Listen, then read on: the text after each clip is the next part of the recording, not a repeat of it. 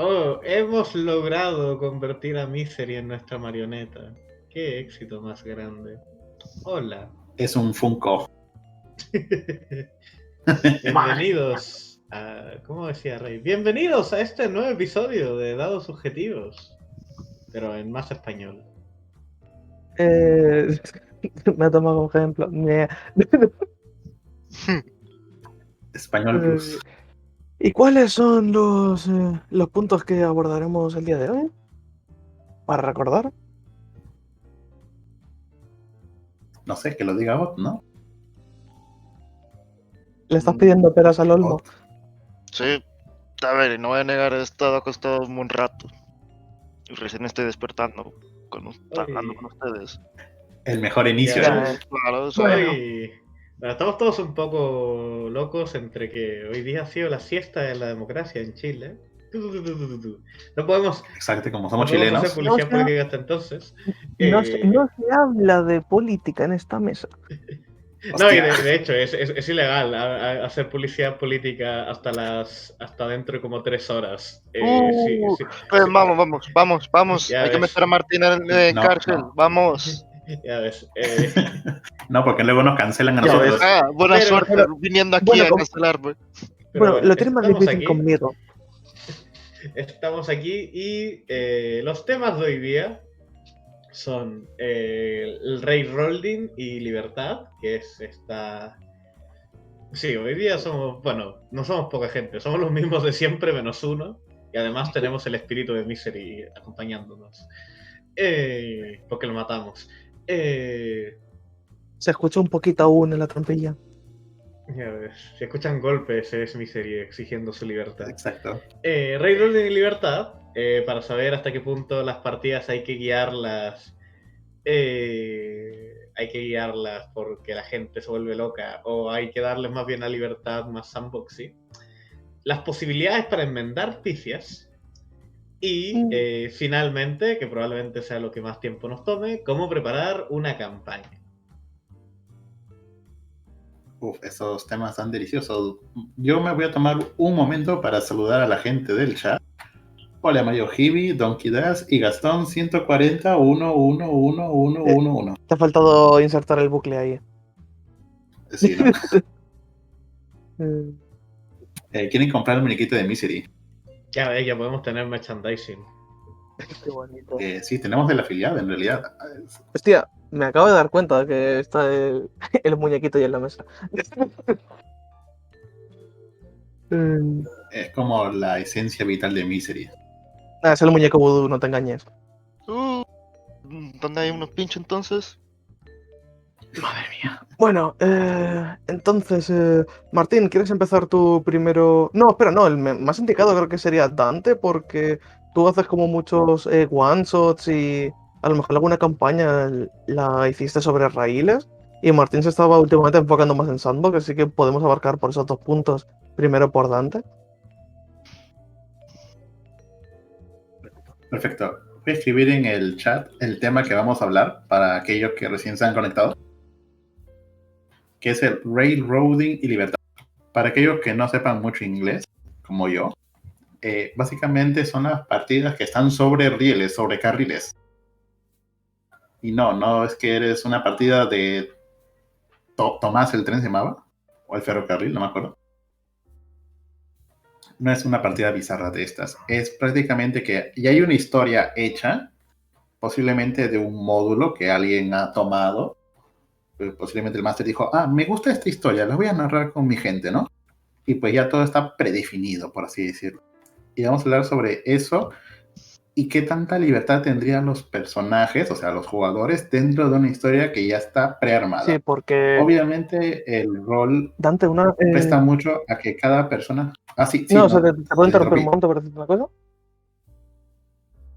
sea, Dime. en las partidas esas creo que la única libertad que se podía dar era el tema de cómo se abordaban las situaciones, pero nunca podían cambiar de escenario, por así decirlo, del que estaba como ya prehecho, ¿no? En verdad depende un poco de más o menos cómo el máster hubiera permitido las cosas, porque no todos son los mismos. O sea, siempre está la libertad de que sí puede ir sobre ruedas, sobre rieles, pero dependiendo de la situación puede que el máster permita más o menos cosas. Eso depende de qué es lo que quiere contar el máster. Si quiere tomar la historia de base como un punto de partida, o es que la historia es tan buena que dicen, no, es que este plot twist final yo quiero contárselo a mis jugadores, así que voy a hacer todo lo posible para que termine así la partida. Ya depende de la improvisación también de cada máster, que es un tema que podríamos hablar también, ¿no? Hablando de esto. Si los jugadores se desorientan, o mejor dicho, se desvían del camino predeterminado que ya tiene el módulo, cómo improvisar, ¿no? Sobre ello. He hablado mucho, voy a pasarle la palabra a Martín, que lo veo un poco callado. O sea, igual es importante tomar en cuenta que no es algo tan binario, en esta época moderna sobre todo, pero no es algo tan binario. Al final del día no es como, oh no, mi partida es sobre raíles, oh no, mi partida es el sandbox definitivo, sino que al final del día es más una escala de cuánto control quieres tener sobre las acciones de los jugadores. Porque, a ver, hay un tema muy simple. Si yo no puedo dictaminarte qué es lo que tienes que decir, no estamos 100% sobre raíles. Sigues pudiendo hablar y escoger tu libertad de cómo hablas. En ese entorno, las partidas sobre raíles normalmente responden a un poco lo que ha dicho Dante, esta idea de que hay una historia muy planteada y muy pautada de cómo tiene que ocurrir para ser un éxito, por decirlo de alguna manera. Mientras que las partidas más sandbox o más libres, por el lado de la libertad, tienen que ver con esta capacidad de que los jugadores puedan plantear sus propias metas, en lugar de ser las mantenidas por el máster. Frente a eso, mínimo, como ha dicho Rey al principio, yo estaba tendiendo mucho más hacia las partidas sandbox. Sin embargo, comprendo perfectamente dónde vienen las ideas sobre raíles y para ahora por fin tomar el punto del becario, finalmente ante la idea de libertad y el railroading, el verdadero problema está en que a la gente no le gusta jugar para vivir en un pasillo. No solo en juegos de rol, sino que en mucha prensa de videojuegos podemos ver cómo es criticada cualquier cosa que sea caminar por un pasillo y hacer cosas. Pero eso no quiere decir que a la gente no le gusten las buenas historias que están muy bien estructuradas, sino que simplemente les molesta ser conscientes de estos raíles que los están llevando. Ahí es donde entran consejos muy clásicos en torno a la idea de que, por ejemplo, el módulo me dice que tienen que ir al pueblo de Pittsburgh, pero se van a otro pueblo. Pues ahora todo lo que había en el pueblo de Pittsburgh está en este pueblo. Y el jugador siente haber escogido, siente que ha hecho una elección de verdad. Siente que ha hecho una elección de verdad. Sin embargo, no la ha tenido realmente, pero disfruta de la aventura porque cree que ha sido su propia decisión. Le Hay lavas el maneras- cerebro. Ya ves, hay una versión expandida de esto, que es la que a mí más me gusta, que es la idea de que tiene que ver con algo que conversábamos en otro episodio con Atani, sobre que los mundos se mueven y que por lo tanto los sobreraíles no se mantienen en base a que vayas a donde vayas, la aventura ocurre, sino de que escapar de la aventura tiene consecuencias en la aventura. No puedes escapar de ella no porque esté en todas partes, sino porque esa aventura es para evitar que ocurran cosas o para asegurarte que ocurra algo. A partir de Ojo. esos... Ya ves, justo llegaba también. A partir de esos... De ese control Entonces tienes como incluso, si quieres una partida sobre raíles, tienes ese doble control. Puedes hacer lo que creo que alguien alguna vez le dijo el orco cuántico, que no importa la habitación a la que vayas, el orco siempre está ahí. Puedes tener esto, de que la aventura está en todas partes, tomes el camino que quieras, Mientras que tienes la otra versión, que es la que yo más aprecio, que es la de poder planear, básicamente, si estás haciendo una aventura que, por ejemplo, tiene una situación de fracaso, planear qué pasa en ese caso de fracaso. Y si no van a esa aventura en un primer lugar, activar esa fase de fracaso. De eso no tenía ni idea. O sea, yo pensaba que más o menos las de sobre raíles, o sea, cuando se utiliza, yo que sé, el ejemplo que has dado tú de que si se van a Pueblo 2 en vez de a Pueblo 1, lo de Pueblo 1 pasa en el 2, pensaba que más que nada era lo típico eh, de que el mundo no se mueve y que la acción solo pasa cuando está el jugador ahí. O sea, no sabía que metías como penalizaciones y a lo mejor en una historia lineal te sale de esa línea. Sí. Sí, ¿Pero qué tipo de penalizaciones son esas? sí, en este caso podemos aprovechar. No sé si Atani está en condiciones de hablarnos o solo nos va a observar. Atani, Manda. ¿te sientes bien? Perfecto. Sí, sí. Me tardé un poco más porque la medicina me dejó un poco dormilada y solo puede que me haya quedado mimida. Ay, qué lindo el misery en la mesa. A ver, o sea, si necesitas descansar, puedes venir, o sea, puedes tardar un rato más en venir. No, estoy bien. No se preocupen tanto por mí.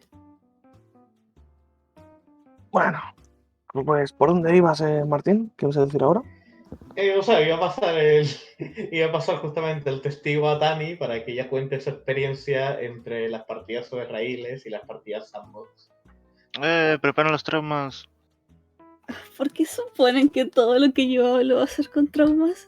A ver, ya por experiencia, casi siempre que vas a sacar un tema de conversación, casi siempre termina con traumas.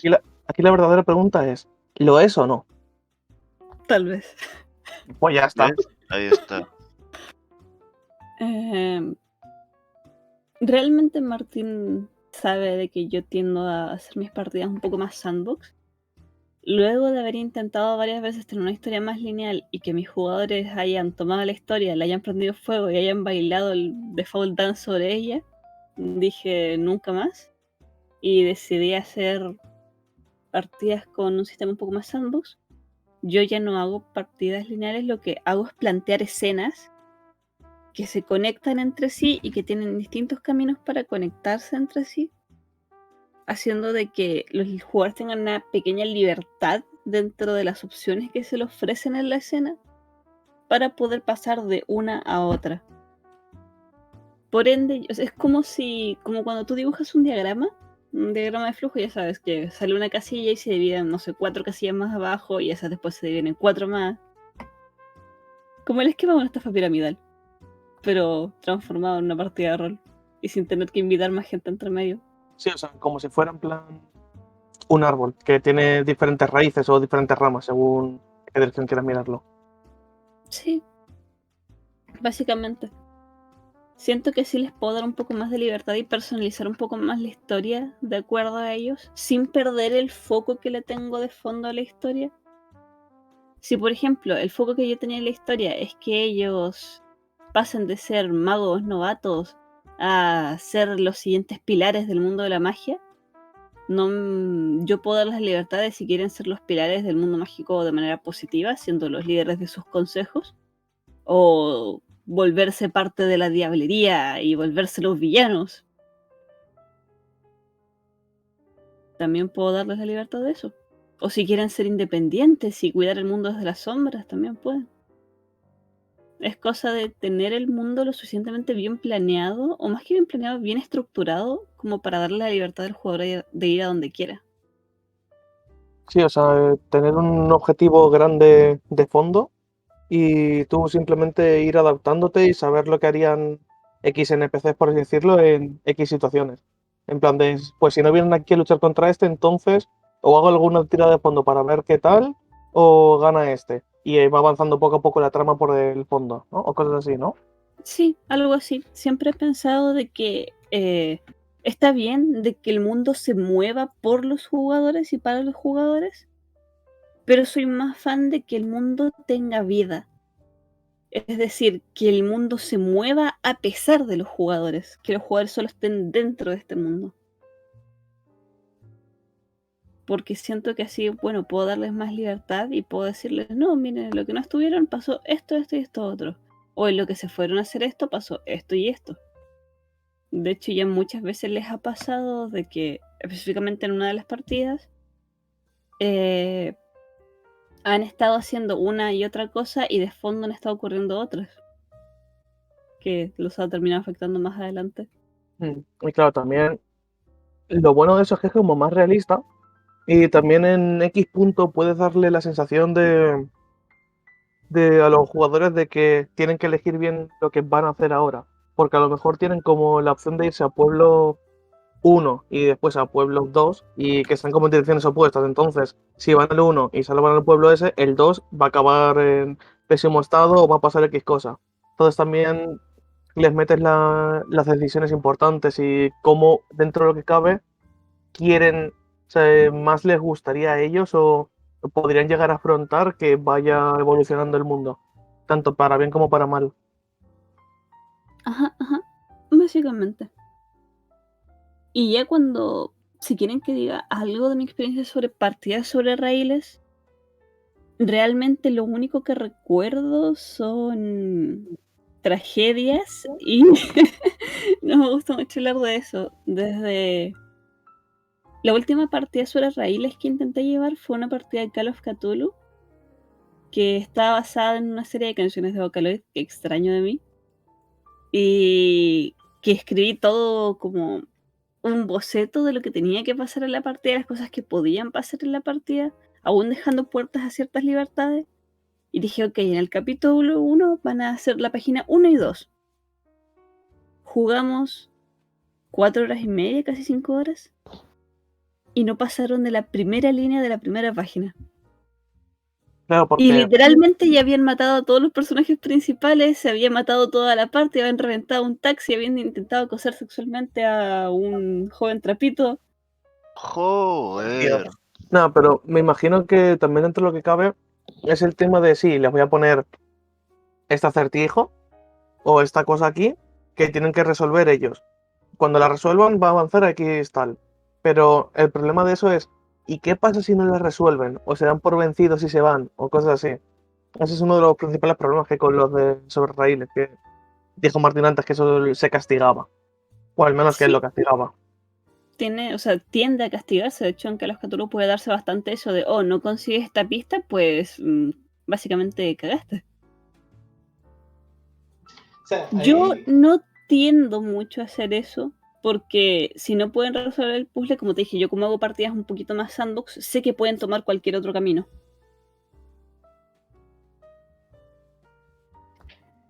claro, ¿Qué vas a decir? ahí entra el tema de que para aplicar el castigo de una manera que no sea como agresiva con el jugador de manera directa, en el sentido de que, no sé, que no sea un castigo como golpearte la regla con una, o sea, la regla con una mano, la mano con una regla. Justamente ahí es donde sales del sobre raíles para comenzar a tener más libertad de improvisación, porque al final del día, si tú quieres contar una historia que necesita sí o sí que los jugadores tengan éxito, de hecho esta es la típica frase de que si tu historia no puede avanzar por culpa de una tirada, esa tirada no debería existir. Y en este caso, pues es eso. Si tu historia no puede funcionar a menos que los jugadores hagan algo en específico, esa historia no voy a decir que no debería existir, pero tiene muchos elementos en contra que no le van a permitir avanzar, a menos que te permita ser flexible y que justamente hayas pensado las consecuencias de ese no avanzar. No es divertido en Call of Cthulhu no encontrar una pista y no poder continuar el misterio e irte a la casa y que no pase nada. Sí es interesante, ya que dependerá de cada uno si es divertido, no encontrar una pista, ir con el que te ha contratado a decirle que no has encontrado la pista y que descubras de que debido a que no encontraste esa pista, ha muerto el señor que te ha contratado. Y que eso es una nueva pista y un nuevo hilo del que tirar con una consecuencia negativa. Ha muerto el Entonces, contratista. eso es lo que hay que tener en cuenta. Perfecto. Para temas como Call of Cthulhu, tienen acá en el canal una partida ya subida, también de eso. Es de un módulo, o sea, justamente esa partida que hemos hecho está sobre raíles, aunque no parecía, ¿no? El punto es hacer que los jugadores no sepan que sea en realidad sobre raíles. Y yo quiero preguntar sobre todo a Ott, que lo veo aquí con su micrófono apagado, Hola. si tú prefieres partidas sobre raíles o más A sandbox. ver, ya me paré de la cama porque creo que me quedé dormido como 3 veces. A ver, no voy a negar que estoy un poco malcriado con ya unas cuantas partidas sandbox, con un par de masters, pero yo creo que las dos... perdón. Yo creo que prefiero la sandbox, pero yo creo que yo puedo disfrutar con las dos si el máster lo hace bien. Porque aunque si uno no tenga tanta libertad en la de raíles, yo creo que si el máster sabe contar bien la historia, o por ejemplo son módulos, y técnicamente sí, uno no hay tanta libertad en comparación al resto, pero si tiene una muy buena historia que te cuente y no están literalmente cortándote todas las demás posibilidades que tú puedes hacer, sino que son buenos en improvisando y haciendo bien su parte como máster, yo creo que se puede disfrutar en ambas. Pero es que eso, Perfecto. eso es como obvio, en plan de si hacen bien su trabajo como máster, se va a disfrutar. Pero ahí también entra lo del tema de lo de los jugadores, bla, bla, bla, pero es obvio lo de si lo hace bien, va a ser bueno. Ah, bueno, y también una cosa, o sea, también hay, no todo la culpa lo llevan los masters y la partida la llevan mal, porque todo el mundo sabe que hay jugadores que de una u otra forma terminan mandando todo para el carajo muy fácil, muy rápido, sin querer o queriéndolo. Porque... eh, Es normal. Sí, o Alguna mala decisión que hagan en el peor momento, o a lo mejor que no estuvieron atentos de algo y actuaron sin tener esa información que sí que tenían. Yo qué sé, ujú, por ejemplo, Martín lanzándose al vacío por una escalera interminable, ¿nie? Pero eso es a la quinta potencia. a ver, eh, a Sí, ver, creo pero que para... a ver, tú o yo, mijo. Todo tuyo, todo tuyo. Ok.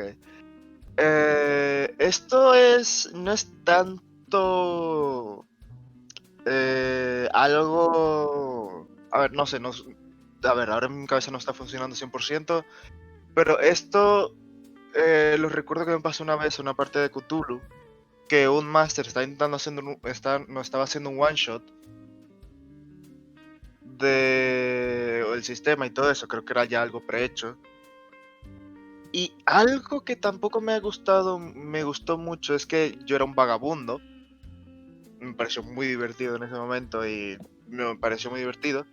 Pero el problema es que recuerdo de que estábamos haciendo algo y yo estaba tirando por algo que él no me había dicho bien, que era de lenguaje de vagabundo, una vaina así rara, que son simplemente como señas o dibujos escritas así, una cosa random. Que eso es algo que uno necesitaba para seguir, y mucho más con mi personaje que era un vagabundo. Y recuerdo de que él me había hecho como que yo ya lo había leído antes, pero en la creación del personaje él no me había dicho que me lo tenía que poner. Y cuando ya estamos un poco más después, le dije, espérate, tú me dijiste que me tenía que poner esto. Y a base de eso, él no me le permitió ni siquiera volver a poner los puntos al personaje. Y ahí se quedó mi personaje para nunca poder hacer más cosas con eso. Y creo que se atoró esa parte de la partida. Que era sobre raíles, pero el máster ni siquiera quería más o menos ni arreglar un problema que le había hecho, ni intentar rodear esa parte.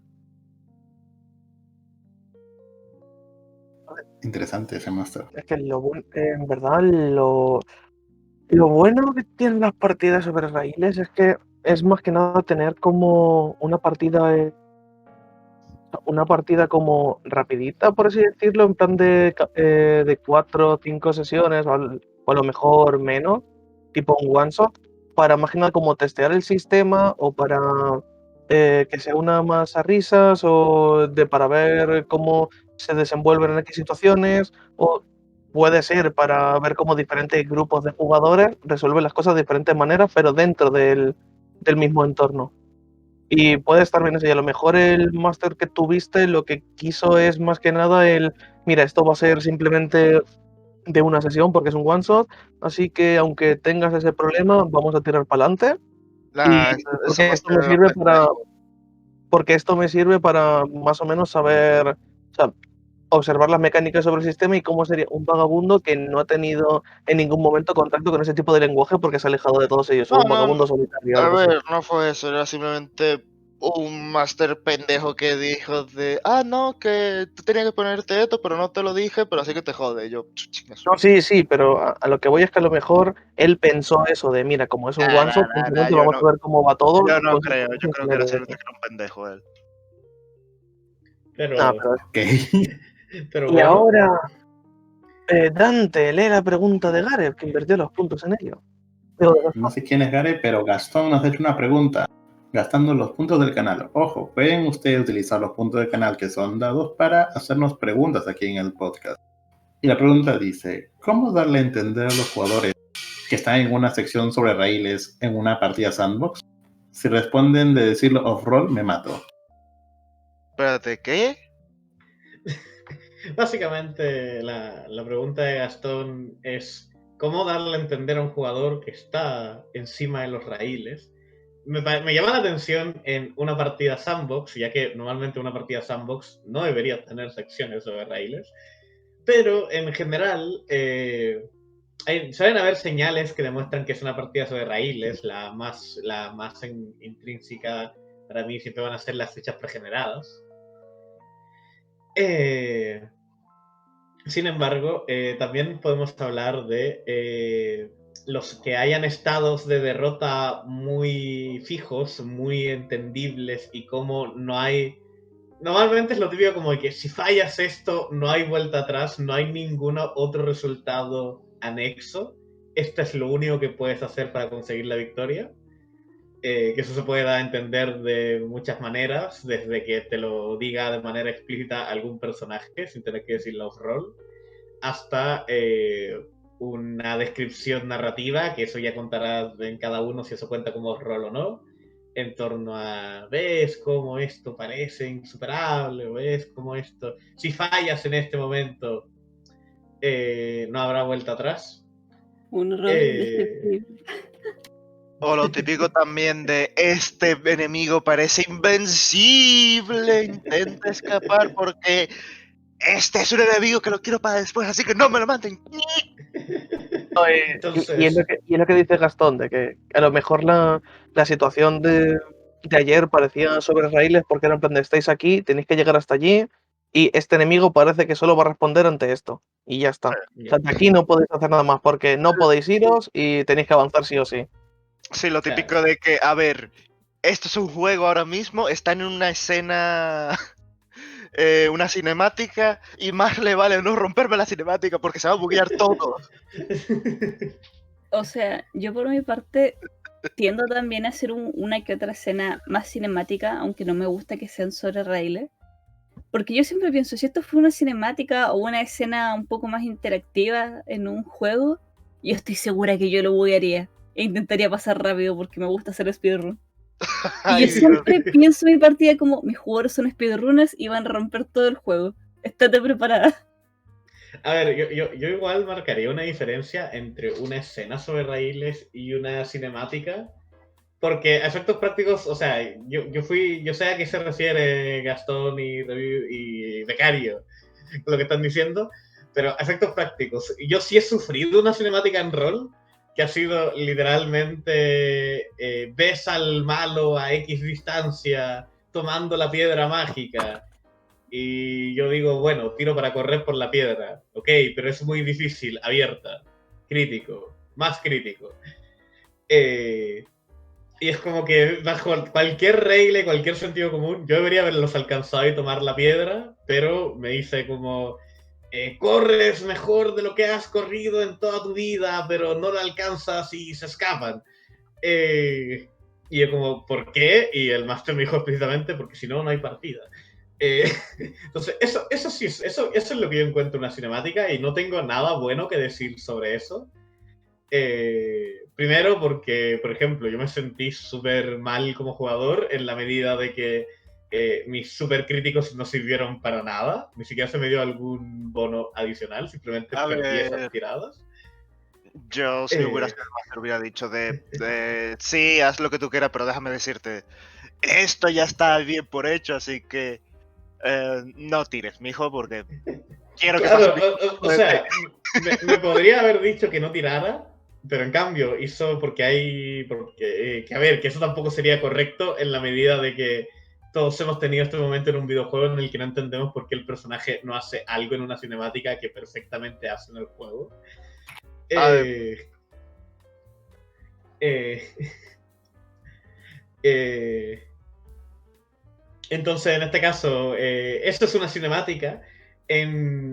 Si la partida de ayer fue o no sobre raíles, yo lo discutiría, pero sí tiene que ver principalmente con eso, de que se entiendan los estados de derrota.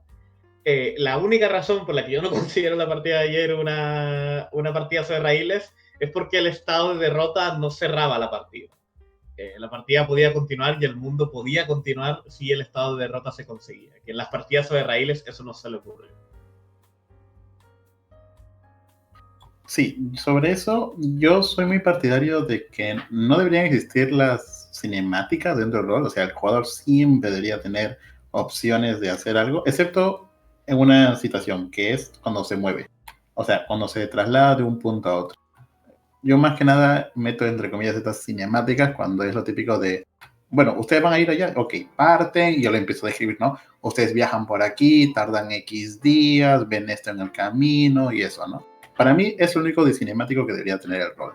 Lo que es poner un poco el setting de a dónde se están dirigiendo los jugadores, o cuando entran por primera vez a un lugar y empiezan a describir todo, ¿no? La típica cinemática que te muestra todo esto, enfoca algunos NPCs por ahí y luego ya el jugador actúa, ¿no? Pero para mí, limitar al jugador en que no, esto es una cinemática y como dice Mario Hibi en el chat, ¿no? Suelten los dados, esto es puro rol. Ahí corta un poco la libertad de los jugadores, ¿no? Que es otro tema que también teníamos para esta primera parte.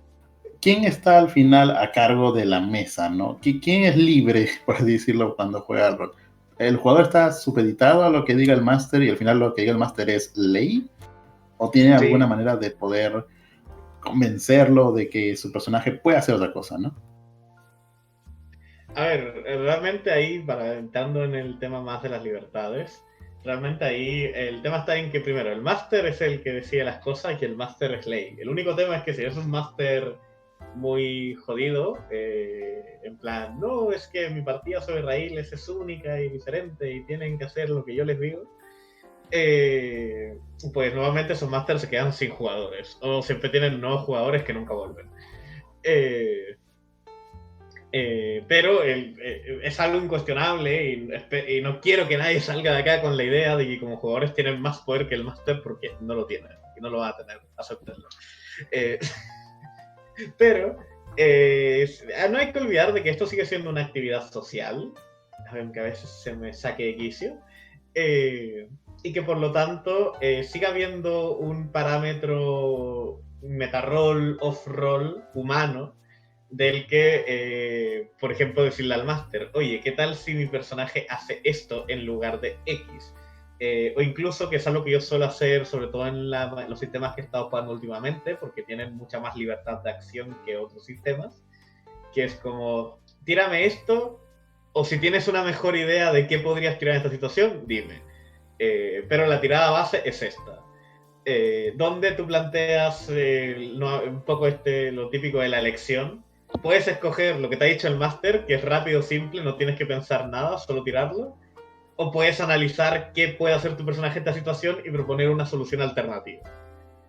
Entonces, esa es la libertad que yo creo que es el punto perfecto del rol.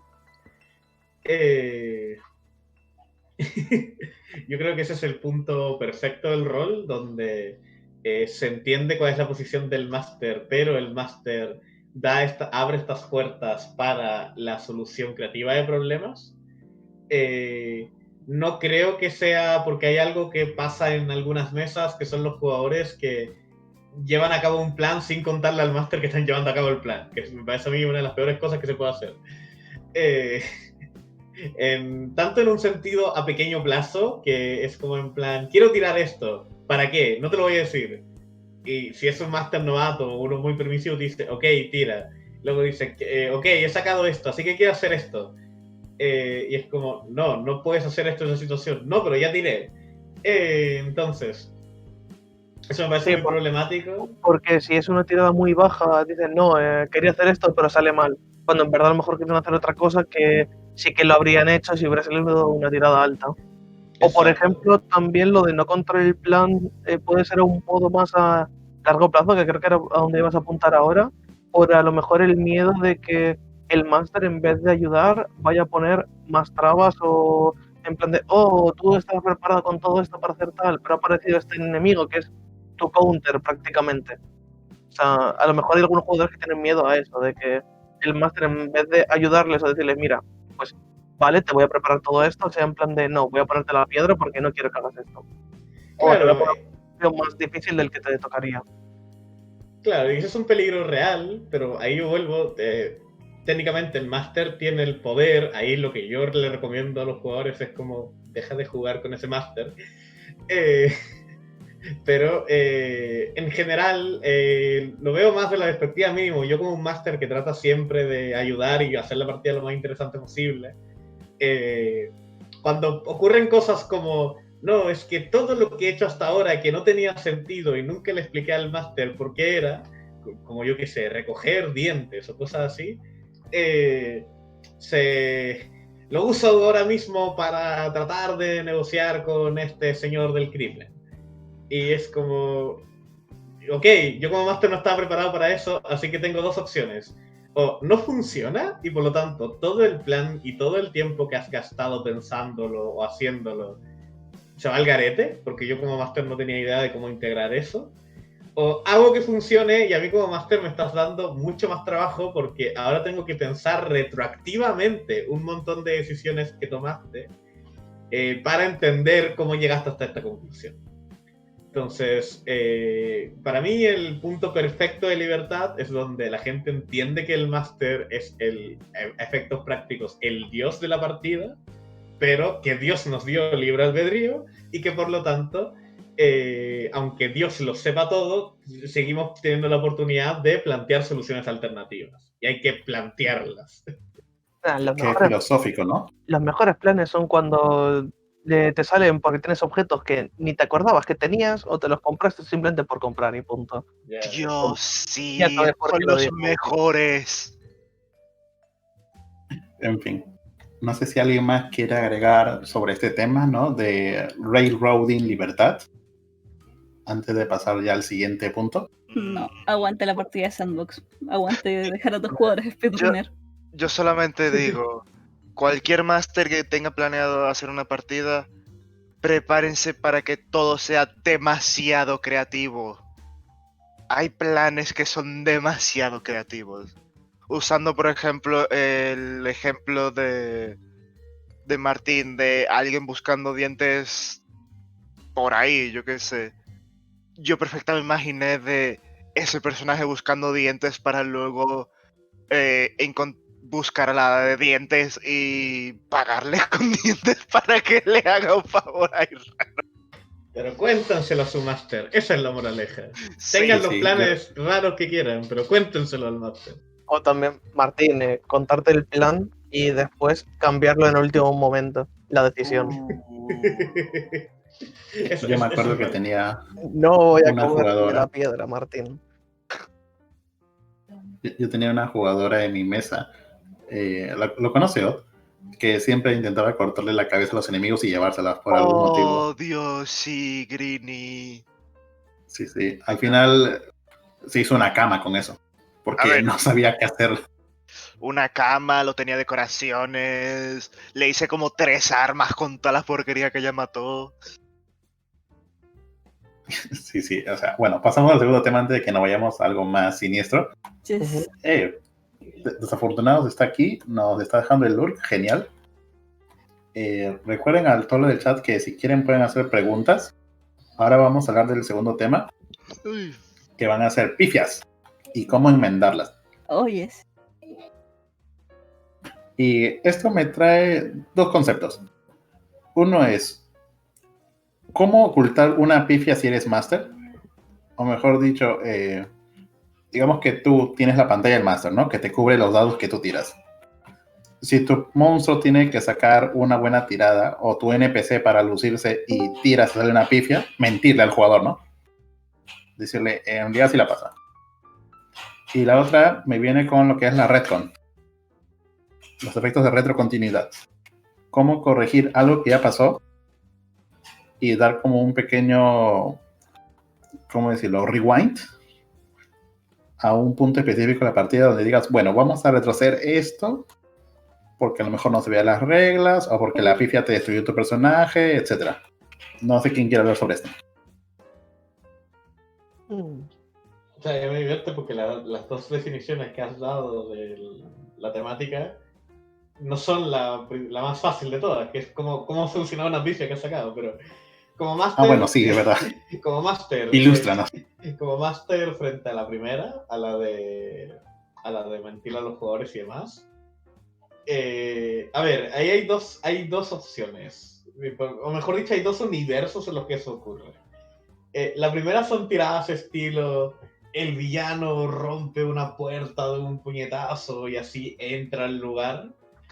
Y en esas insistiré en el punto que dije antes. Si algo tiene que sí o sí ocurrir para que la partida funcione bien, no lo dejes al ánimo de los dados, porque los dados son unos cabrones. Si tu personaje si tu NPC o tu boss final tiene que sacar una muy buena tirada en, yo qué sé, estilo, para llegar, ser el más grande y darle a entender a los jugadores, no hagas la tirada, asume que la ha conseguido si es necesario para que la trama avance. Sobre todo porque ya hay cosas que podemos dejar a discusiones, como si los jugadores deberían tirar percepción por pistas que son necesarias para continuar la investigación. Pero si es algo que solo tiras tú, no lo dejes al libre albedrío de los dados. A menos que quieras hacer una partida que puede caerse a pedazos cada 3 puntos. Por lo que ha dicho Dante. O sea, si no estás dispuesto a tener una pifia, y si saliera una pifia le ibas a mentir a tus jugadores, no tendrías que haber hecho la tirada en un primer lugar. El segundo caso que se me ocurre, el segundo universo, es en cosas donde si hay una intervención más directa con los jugadores. Por ejemplo, en combate, que es algo muy clásico en nuestra partida de rol. Si en combate un enemigo saca una pifia y debido a esa pifia, sobre todo en sistemas que tienen tirada de defensa, es probable que o lo maten directamente o quede muy herido para continuar. Ahí hay dos opciones. No, sin embargo, no creo ni apoyo que la idea sea negar la tirada, pero sí se puede llegar a negociar.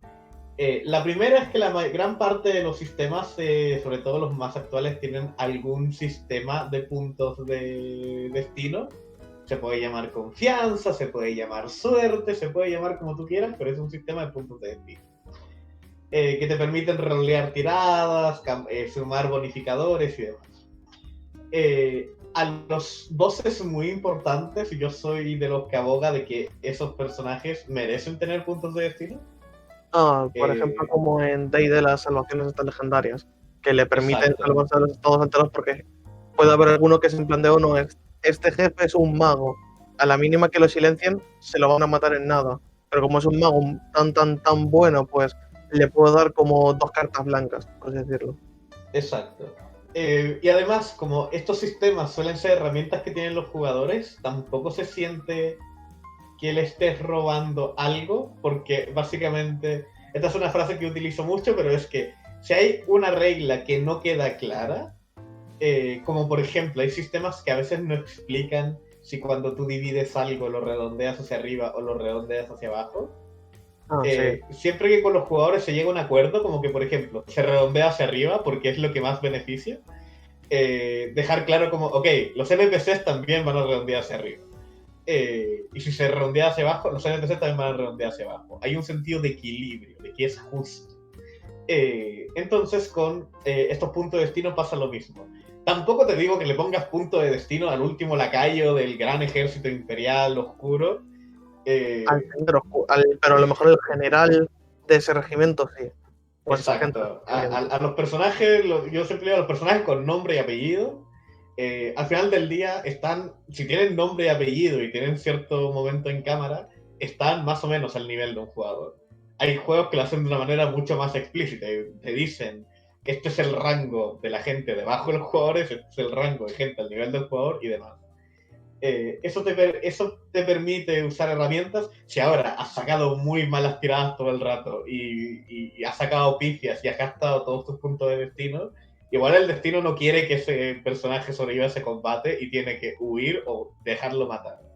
Sí, o a una malas también se puede hacer como en parte lo de Fate, de decir me rindo, pero ese decir me rindo es más a la hora de hablarlo con el máster de pues mira, no te va a matar, pero te vas a quedar a lo mejor inconsciente y como desangrándote por la herida o pierdes alguna extremidad en vez de que ganas una desventaja fuerte o cosas así, pero vas a estar inconsciente y a la merced de tus compañeros, o a lo mejor eso de que pierdes una extremidad pero puedes huir o cosas así, en plan de ponerte una desventaja grande en el sentido de que estás a la labor de tus compañeros, entonces ya le estás dificultando todo a tus compañeros y alguno de ellos puede hasta llegar a morir por tu culpa, cosas así.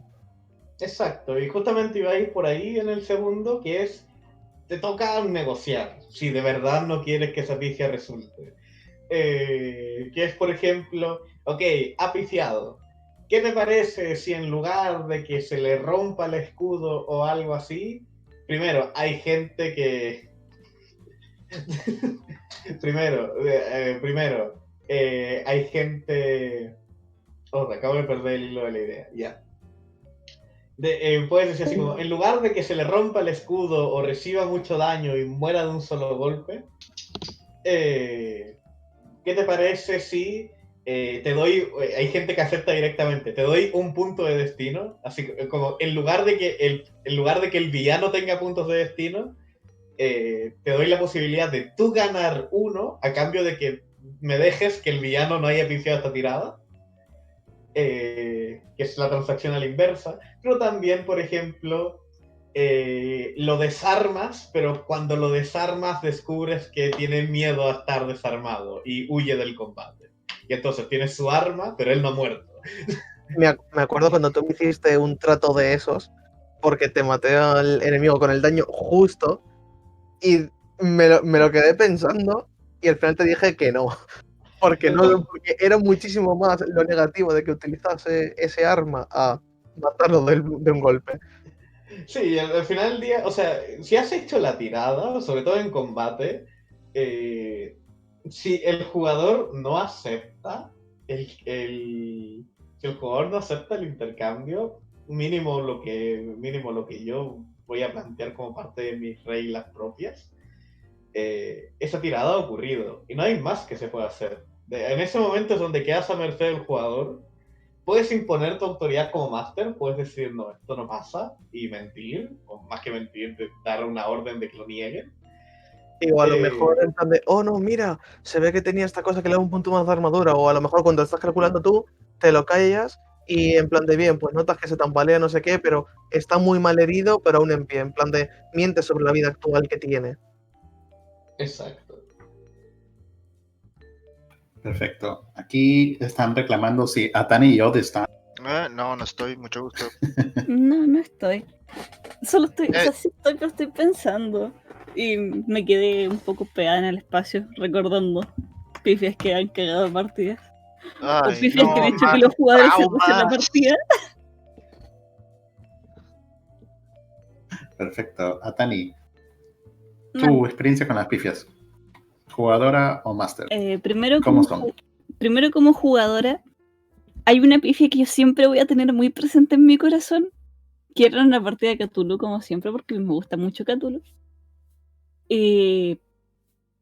Era el primer día de la investigación. Mi personaje era un personaje antagónico que estaba dentro de los investigadores para poder arruinarle las pistas. Pues yo realmente estaba de parte de los villanos, de los malos, de los cultistas. Entre jiji y jaja había pasado quizás una hora y media quizás de sesión y se dan cuenta que alguien al que lo veían con malos ojos, alguien que podía haber sido sospechoso, tenía el mismo apellido que mi personaje. Y entre jiji y jaja le preguntaron a mi personaje, tú no eres cultista, ¿verdad?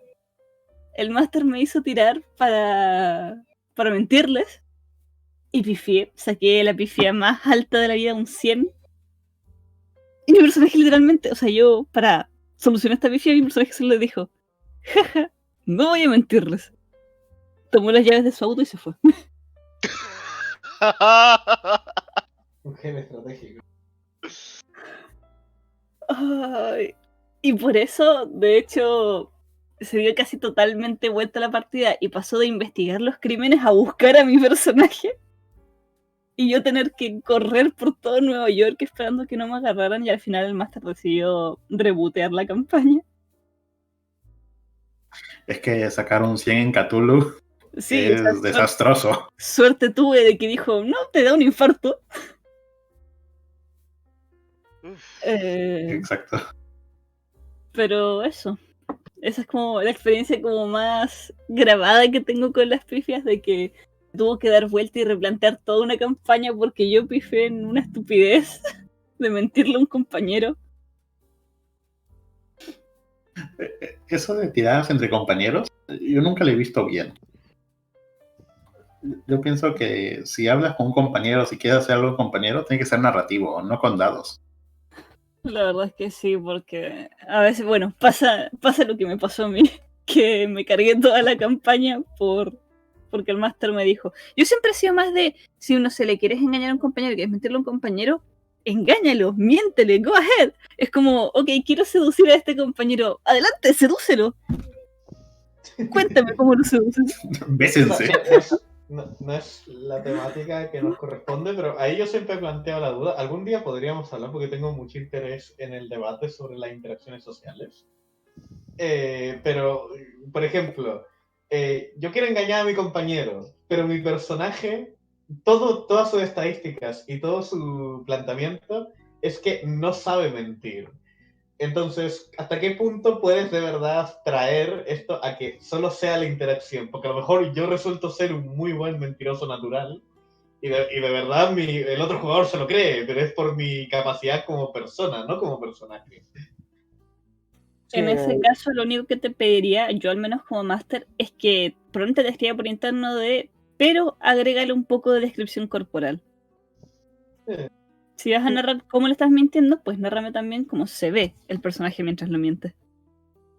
Sí, porque en verdad también eso de lo de... A ver, yo también estoy a favor de lo de que entre jugadores narración, pero... O sea, roleo, pero es que también es como que cuando no hay tirada te da a entender que hay diferentes reglas para los mismos tipos de interactuación. De que prácticamente no son los... Como que son de dos razas diferentes prácticamente. Porque tú al engañarle al campesino del lado, tienes más probabilidades de fallar, porque es en una tirada de dados, que a la hora de hablar tú con la otra persona. Los campesinos son otra especie. Rey, 2021. Coño, que el campesino, el rey, Ay, sargento o a ti. Nie. Como él es rey. Bueno, aquí Gastón nos hizo una pregunta interesante, ya que hemos hablado un poco de interacciones sociales. Dice, si te ligas a un NPC, ¿te estás ligando al máster? ¡Oh, no! La típica pregunta la típica pregunta, coña. Que literalmente a base de eso yo creo un meme que se volvió viral en una partida. Oye, Claro, pero yo creo... También en el servidor este de Puñal de Dados, madre mía, cuando salió lo del meme de justo esa pregunta, cómo se prendió todo. Bueno, respondiendo un poco, yo digo que sí. Si te estás ligando a un NPC, de alguna manera estás intentando seducir al máster. Pero no solamente al máster, sino a una faceta del máster, porque ponte que está intentando interpretar el máster, no sé, a una adolescente que está deprimida, ¿no? Entonces tú estás ligándote máster versión adolescente. Pero eso es literalmente el máster. No sé cuál es la faceta en la que estás a hablando. ver, es que A ver, también tienes que mirarlo desde el punto de vista, supongo, yo que sé, pongamos el del teatro, en plan de tú no te lo estarías ligando, sino que lo estarías haciendo tu personaje, al que estás llevando, aunque sí, prácticamente eres tú, prácticamente, o sea, sería el propio personaje y no sería con el máster como persona, sino que sería con ese NPC. Es como en teatro, o sea, simplemente estás llevando los pies del otro personaje, pero no lo estás haciendo tú como tal. sí, Por eso o sea, está más como en un plano aparte y ya está. Pero o sea, la si no. sí, prácticamente sí, pero eso.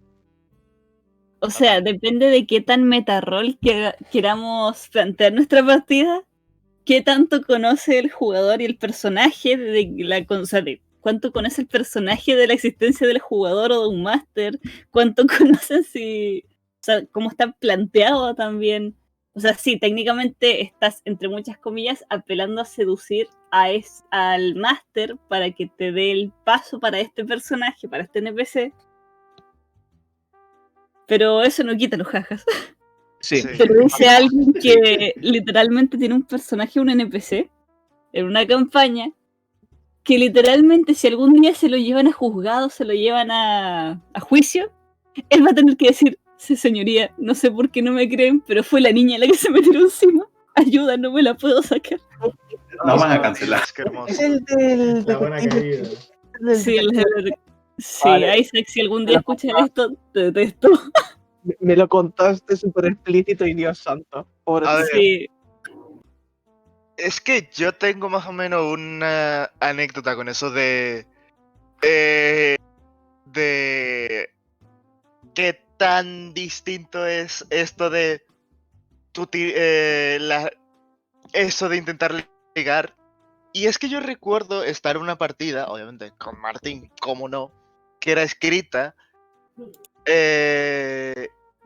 Y por alguna razón él me había metido un poco a la fuerza, no te voy a negar, un NPC que al parecer tenía como algo similar a una relación a mi personaje. Y yo qué sé, pues sigo el juego, no tengo ni puta idea. Pero así, yo recuerdo que Rey y Martín estaban en chat de voz y yo estaba escribiendo. Y me llega a la mente, o sea, lo típico que estaban coqueteando, yo que sé qué mierda. Y me llega a la mente de literalmente, oye, esto es muy gay.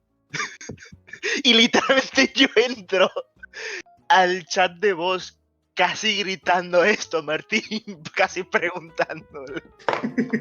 Y me creé un meme de porque era de ponis, de un meme de un pony que la cabeza la tenía atrapada en uno de estos embudos de triangulares para hacer cosas químicas, gritando y diciendo, oye, esto es muy gay. Y es el mejor meme que he hecho en mi puta vida. Ya ves. No, Pequeño disclaimer, desde aquí en Reviews Objetivas apoyamos claramente a la Dante, te voy a ayudar con LGBT. esto. Aquí, desde Reviews Objetivas, no apoyamos las opiniones de Od. Ya está. Sí. Lo que hice hoy es responsabilidad solamente de él. No, o sea, De voy hoy. voy aquí a demostrar parte de mi privilegio, porque yo soy un hombre heterosexual, pero, pero es importante como plantear eso para intentar, yo siempre trato de llevar un poco la seriedad de este tipo de preguntas.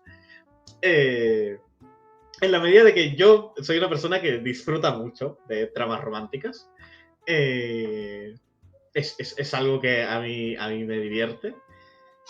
Eh, y por lo tanto, yo no considero, yo no apoyo a Dante, a Becario, en que si te ligas un NPC te estás ligando al máster, porque este sigue siendo un hobby que está mayoritariamente compuesto por hombres, al menos en los lugares que me ha tocado moverme. Y aún así he tenido, ¿cómo se llama esto? NPCs que han entablado relaciones románticas con personajes de otros jugadores. Ujú. Y de hecho he tenido NPCs que han entablado relaciones románticas con personajes de otros jugadores, con jugadores distintos, con NPCs distintos. Y no, tampoco soy poliamoroso. Eh, entonces, es un tema más de esta capacidad, mínimo, yo creo que llega a ser hasta positivo, esta capacidad de meterte tanto en el rol o en el papel, como para, primero, lograr distanciar, es irónico porque este lo he puesto a meterse, pero lograr distanciar de que este no soy yo, lo que hablábamos el otro día, Atani no es una jefa del mal, yo no soy un abogado corrupto. Eh, Yo sí soy un sociópata pirómano. entonces, Al menos hasta donde ustedes saben. es, lo- es lograr desligarse lo suficiente, pero es meterte tanto en el rol como para permitir que tu personaje pueda tener conexiones emocionales más profundas y tener un espacio en el que, incluso para justamente aquí estar en plan queer, incluso el poder permitirte explorar relaciones que no suelen ser las comunes que vemos, o que tienen una mayor profundidad de la que nos podrá dar cualquier película por el simple hecho que las partidas de rol suelen durar mucho más que las películas. Sí. A ver, Exacto. y una cosa. Sí, o sea, yo hice el meme, pero no voy a negar que en las partidas, no han sido muchas, pero en la poca partida que mis personajes han tenido una relación cercana con otro, con algún NPC o con un jugador, no voy a negar que he disfrutado como un enano el rolear esas cosas, porque es lindo de cojones cuando se hacen bien. Como dato curioso para que Definitivamente. cerremos este tema y volvamos al tema principal, como Sí. curiosidad, con mi pareja realmente cuando nos toca, o sea, nunca nos ha pasado, creo, o nos ha pasado una o dos veces de que nuestros personajes se lleven bien. Es jocoso, cuanto poco. ¿Tu pareja juega rol? Sí, de hecho está aquí en el chat. ¿Ah? Déjame adivinar. Son. En casi siempre en las partidas de rol son enemigos jurados por vida o algo así. No. Simplemente no se llevan. Y las veces que se puede dar que liguen nuestros personajes, como que no se da. O Simplemente. sea, también ahí yo diría que estadísticamente, ¿en cuántas partidas comparten ambos como jugador, más que uno más tirándole al otro? No, es que tampoco suele ocurrir. Mm, Algún día contra esa historia, pero no es el punto ahora. Sí, volviendo a las pifias, como esta Sí. pifia en concentración que nos hemos mandado todos. Eh, Yo he pifiado en el amor. ya ves, esta pifia en el amor que tenemos todos excepto a Tani. Yo no tengo pif en el amor porque nunca he hecho tiradas para eso. jaja. Ya ves. Volviendo al tema de las pifias, vamos a retomarlo un poco porque irónicamente comenzamos con lo que no era la pregunta central, que es cómo lograr recuperarse una pifia. Y vamos a pasar, Dante, tú eres máster y has mastereado a mucha gente y tuviste muchas pifias en la partida de Cthulhu, así que cuéntanos, ¿cómo es cuando un jugador saca una pifia? Puede ser en el mejor momento o en el peor momento posible. ¿Cómo, O puede ser la primera ¿Cómo tirada. permites o qué herramientas das tú para que esa pifia sea recuperable? O a lo mejor, ¿las pifias deberían recuperarse en un primer lugar? Yo creo que las pifias no deben recuperarse. si tú sacas algo malo en el dado, hay que seguir con eso. Hay que ver que es divertido pifiar. No lo veas como algo de, oh no, y ahora mi personaje pues va a ser algo terrible o le va a pasar algo malo y pues acabó la aventura para mí, ¿no? En realidad yo lo veo más como una oportunidad de agregar más salseo, más diversión a la mesa. Retrotrayéndome a la partida que hemos tenido hace poco de la Perla de Nauta, aquí en Reviews Objetivas, de las primeras tiradas que hicieron los jugadores fue pilotar un avión que estaba sin piloto. Pifió el que intentó pilotar y yo le dije, o sea, yo puedo haberle dicho en ese momento, el avión se cae, no pueden manejarlo y todos mueren, ¿no? Porque el manual estaba puesto para eso, era Cthulhu. Entonces, lo que yo le ofrecí fueron dos opciones. Evidentemente, el avión no lo iba a poder manejar, se iba a estrellar contra algo. Ahora, ¿contra qué? Yo le doy las opciones. Puedes estrellarte contra el hospital de esta ciudad o contra el colegio, ¿no? Y aquí ya depende del jugador transformar su pifia en su carga personal. De, oh no, por mi culpa destruí el colegio o por mi culpa destruí el hospital de esta pobre aldea que está en la shit, ¿no? ¿Qué quieres? ¿Matar niños o matar a heridos?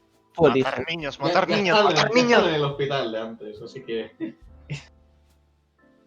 Exacto. Entonces, para mí no, las pifias no se corrigen. Vas adelante hasta las últimas consecuencias.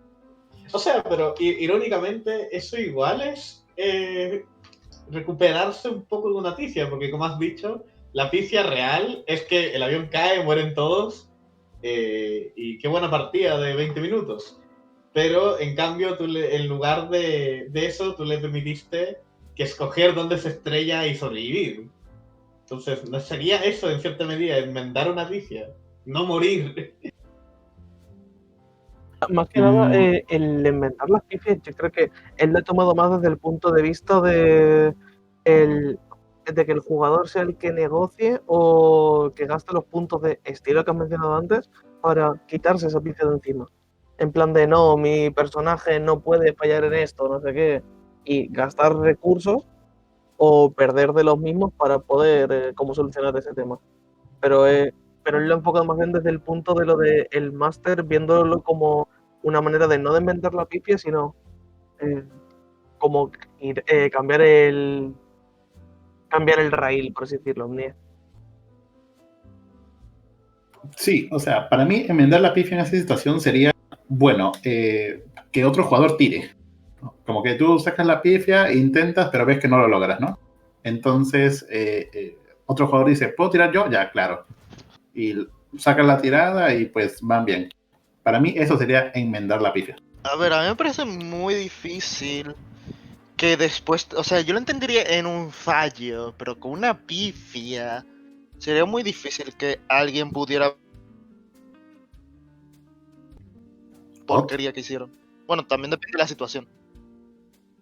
¿Puedes repetir que se te cayó? Ah, me llévala. Ok, sorry.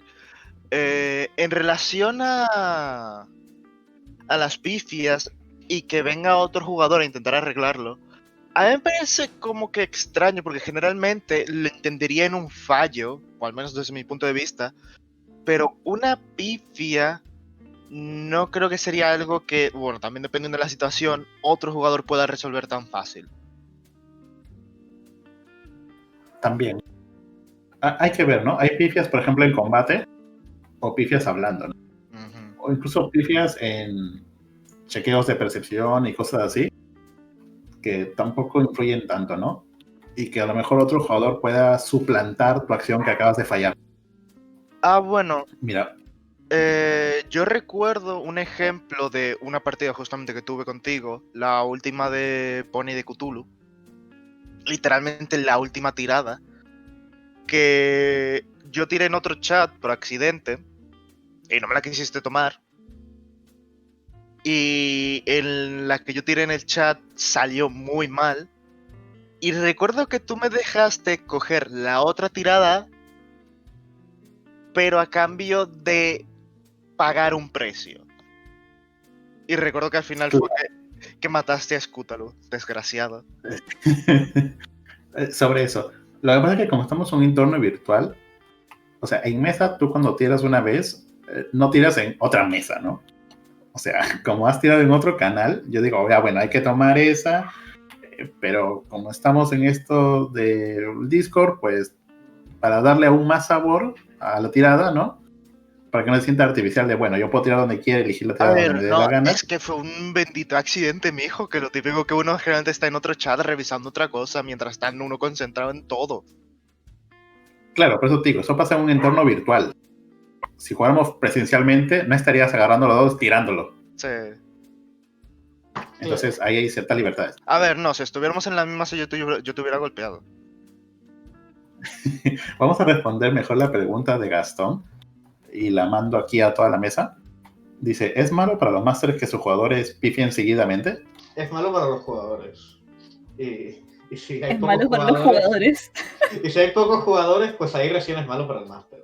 Pero si hay bastantes jugadores, pues alguno puede morir. Bueno, si hay alguno, si es en un sistema en el cual, por ejemplo, creo que me dijiste uno de Warhammer en el que eres como te puedes hacer fichas rápidamente porque en teoría vas a morir muy seguido, pues ahí es simplemente ver cómo los números van descendiendo rápidamente y ya está. Pero en campaña sí, aunque hay algunas pifias que tampoco son tan malas si sabes cómo darles la vuelta dentro del personaje o en la situación, haciendo tu otra acción después de la cagada como tal, ¿no?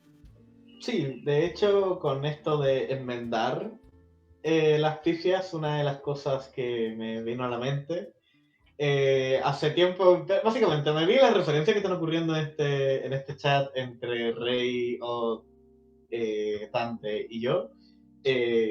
Atani es nuestra única excluida. Como siempre. Son de un sistema, una campaña que hemos estado jugando, un sistema llamado Ars Magica.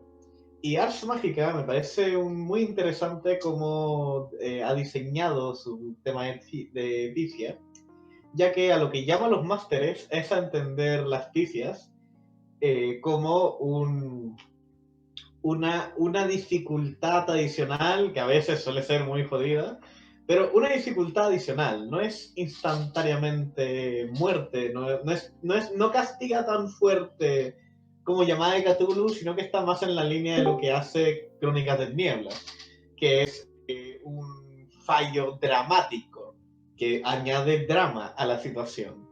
Esto tiene que ver con que Ars Magica se divide en 3 tiradas distintas, por decirlo de alguna manera.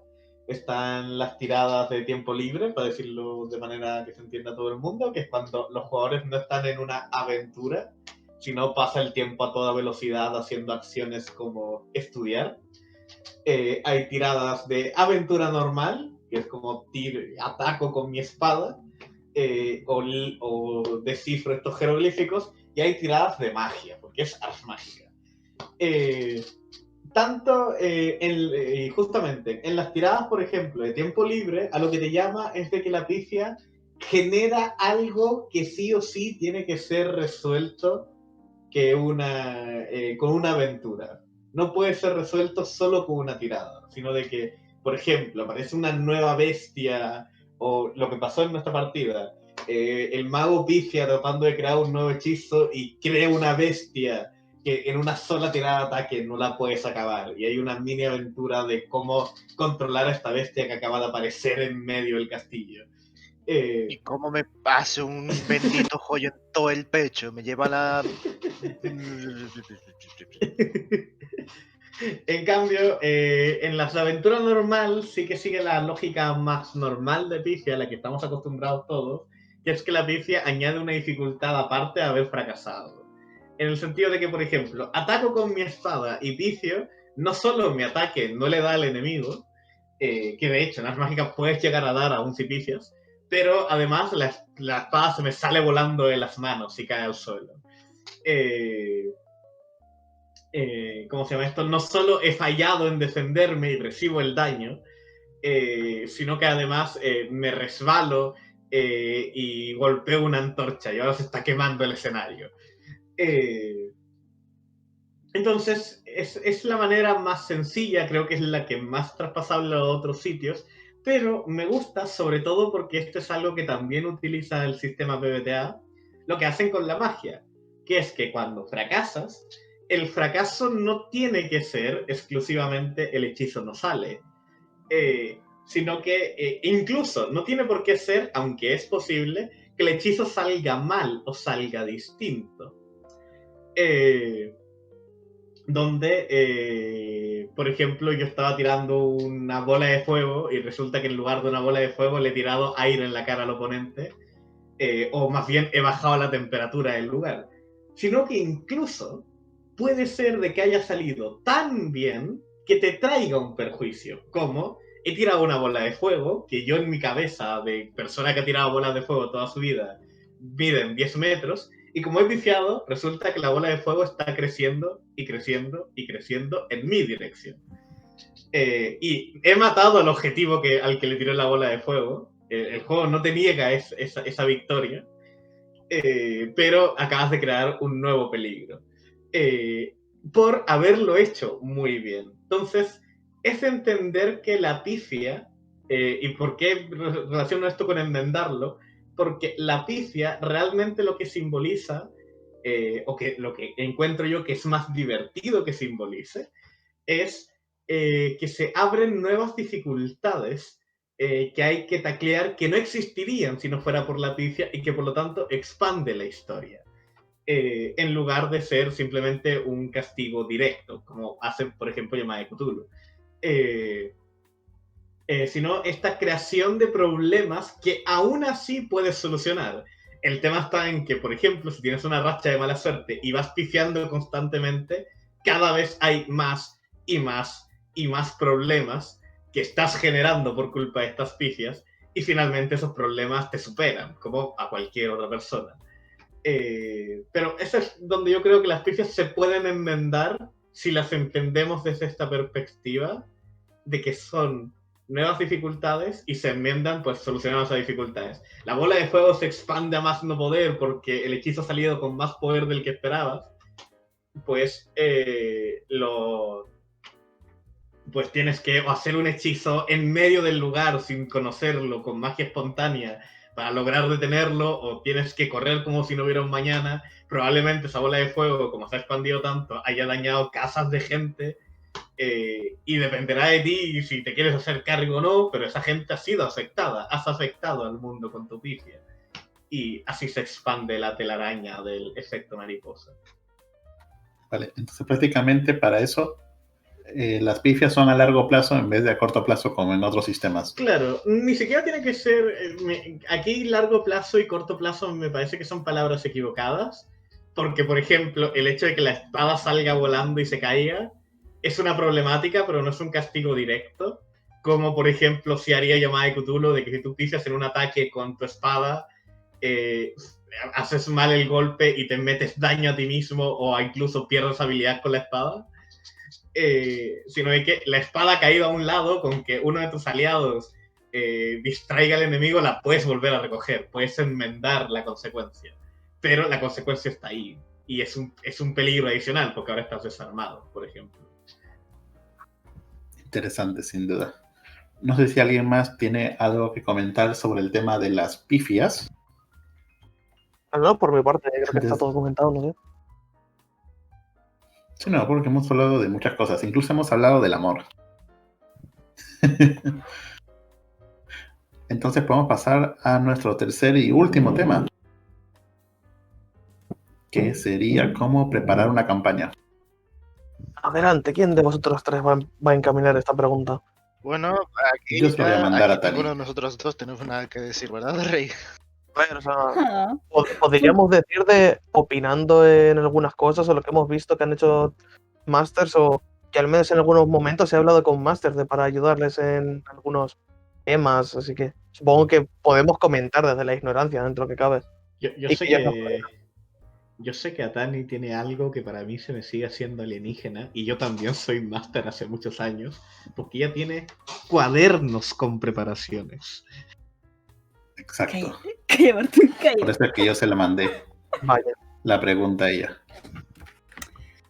Es que explicar el cómo yo preparo mis partidas es un poco curioso, cuanto poco. No sé si esa es la palabra, pero Yo cuando quiero preparar una partida, normalmente lo que hago es ver si me acomoda el setting. O sea, voy a transferir todo esto a la partida que yo tengo más preparada, que literal tengo un cuaderno entero con lo que puede pasar en esa partida con los personajes. Tuve que hacer como 80 fichas solamente para el primer arco, que además es una partida que está hecha para que cada vez que se juegue pueda cambiar quién es el villano, porque jaja. La partida se basa en que el jugador le dé paranoia y que pueda sospechar de todo el mundo. Porque todos pueden ser culpables. Es como estar jugando Cluedo. El Among Us. Es como el Among Us, pero en un pueblito de Estados Unidos. Y todos, hasta el perro, pueden ser culpables. Y lo que yo hice para esta partida es que yo originalmente no iba a hacer una partida. Originalmente yo esto lo saqué de un libro. Leí este libro y quería comentarlo con alguien. Como el libro era difícil de conseguir y no podía pasarle un PDF a alguien para que lo leyera conmigo, terminé dándome cuenta que tenía ciertos elementos que calzaban con el sistema de, en este momento, Call of Cthulhu. Dije, ok, la sexta edición tiene cosas que me pueden permitir esto, esto y esto otro. Vamos a desglosar este libro y veamos qué es lo importante que puedo sacar de aquí. Saqué los personajes, saqué la ambientación, saqué el pueblo, el lugar. Y dije, ok, de aquí cómo preparamos. Empecé a ver, ok, ¿qué tono quiero darle a la partida? Ok, quiero que los jugadores tengan estas sensaciones durante la partida. Empiezo a ver cómo voy a ordenar las escenas, si voy a hacerlas tal cual como en el libro o solo lo voy a tener de inspiración. Y ya de ahí simplemente fue ir armando a medida que se me fueron ocurriendo realmente. Por ejemplo, me acuerdo muy bien de lo que dice la escena en la que encuentran como el punto de partida de la campaña. Recuerdo exactamente cuál es la descripción que puse en ese cuaderno, exactamente cuáles son las pistas que pueden encontrar ahí, cuáles son las cosas con las que pueden interactuar, cuáles son las cosas que pueden hacer tiradas para descubrir. Y lo que yo hago para preparar una campaña es eso. O sea, yo me encargo de hacer de que el mundo funcione. Si el mundo funciona, yo sé que puedo hacer que los jugadores se muevan o que los jugadores se pueden mover a voluntad a donde quieran. Si el mundo está vivo y yo lo puedo construir de manera que se sienta vivo, yo sé que los jugadores van a poder desenvolverse. Y así es como pueden pasar en un momento de estar hablando con un médico que no ha mostrado una emoción en los últimos 10 años, a la escena siguiente estar en la casa de Slenderman diciéndole que por favor les preste asilo durante la noche. Porque sí, pasó. Vale, entonces tú armas un gran paquete como de opciones para los jugadores dentro de la aventura que quieres narrar. Algo así, es un gran paquete de opciones. Y además lo que yo hago es más o menos tener elementos claros que pueden serles vitales. Por ejemplo, esta campaña se divide en 3 arcos. El primer arco dura una semana y yo sé que esa semana pueden llegar a la conclusión que quieran. Porque literalmente cualquier cosa les puede ayudar a llegar a una conclusión. Ya sea hablar o no con cierto NPC, ya sea secuestrar a este, patear a este otro, interrogar a este otro, o no interrogar a nadie e irse del pueblo. Todo puede llegar a una conclusión. Si yo puedo más o menos saber qué cosas pueden intentar mis jugadores, es como yo lo llamo. Yo lo que hago es estudiar a mis jugadores. Por eso la gente que juega conmigo no suele lanzarlos a una campaña primera, siempre los hago jugar un one shot primero y de ahí me dedico a analizar cómo piensan esos jugadores para poder ver qué opciones les puedo entregar cuando los invite a la campaña, si es que me agradan como jugadores para invitarlos a una campaña. Y cuando tú haces estas campañas con tus jugadores, y obviamente ellos elegirán una ruta, ¿no? Y sacarán, no sé, un final de los tantos que a lo mejor tienes, ¿no te da un poco de pena tirar el resto de posibilidades que no pudieron explorar? Porque sé que la campaña la puedo volver a lanzar en cualquier otro momento y que saquen cualquier otro final. Mis jugadores... ¿Y no te aburre volver a narrar lo mismo? Porque siempre que juego esa partida o cualquier otra partida los resultados son distintos. Siempre los resultados son distintos. Nunca me ha pasado que he narrado una campaña que ya he narrado antes y que los resultados sean iguales. A lo más coinciden en 1, 2 escenas o como tratan a 1 o 2 personas. pero de ahí para adelante siempre he tenido resultados distintos. El cómo cambian los jugadores o cómo cambia la historia por las opciones que toman o no, es lo que hace que, bueno, el mundo esté vivo. Como te dije, si yo puedo plantear el mundo lo suficientemente bien para que las opciones que yo les dé siempre den algún resultado, yo sé que puedo tirar esa campaña a cualquier otra persona y va a poder tener un resultado distinto. Interesante. ¿Y para one shots también planeas Sí. igual? De hecho, Martín, que ha jugado este one shot preliminar que tengo, yo a toda la gente que juega ese one shot les digo, este one shot tiene como 16, 17 finales. Cada vez que lo he jugado han coincidido en ciertos patrones y pueden tener finales parecidos, pero nadie nunca ha sacado, o sea, no se han sacado todos los finales. Para los one shot hago exactamente lo mismo. Si bien no puedo tenerme todo el trabajo de estudiar a los jugadores a profundidad como lo puedo hacer en una partida o en un one shot, los estudio durante la creación de personajes. Veo a qué estadísticas le dan más prioridad, veo a qué habilidades le dan más prioridad, veo que les preocupa más si llevar un arma o saber defenderse de una manera un poco más psicológica. Veo si su personaje está más enfocado a lo social, está más enfocado al combate, está más enfocado a, qué sé yo, a la entereza mental. Ya veo. Pongamos de que yo soy un máster nuevo y no sé cómo preparar mi campaña. No sé preparar personajes, lugares, tengo una idea vaga.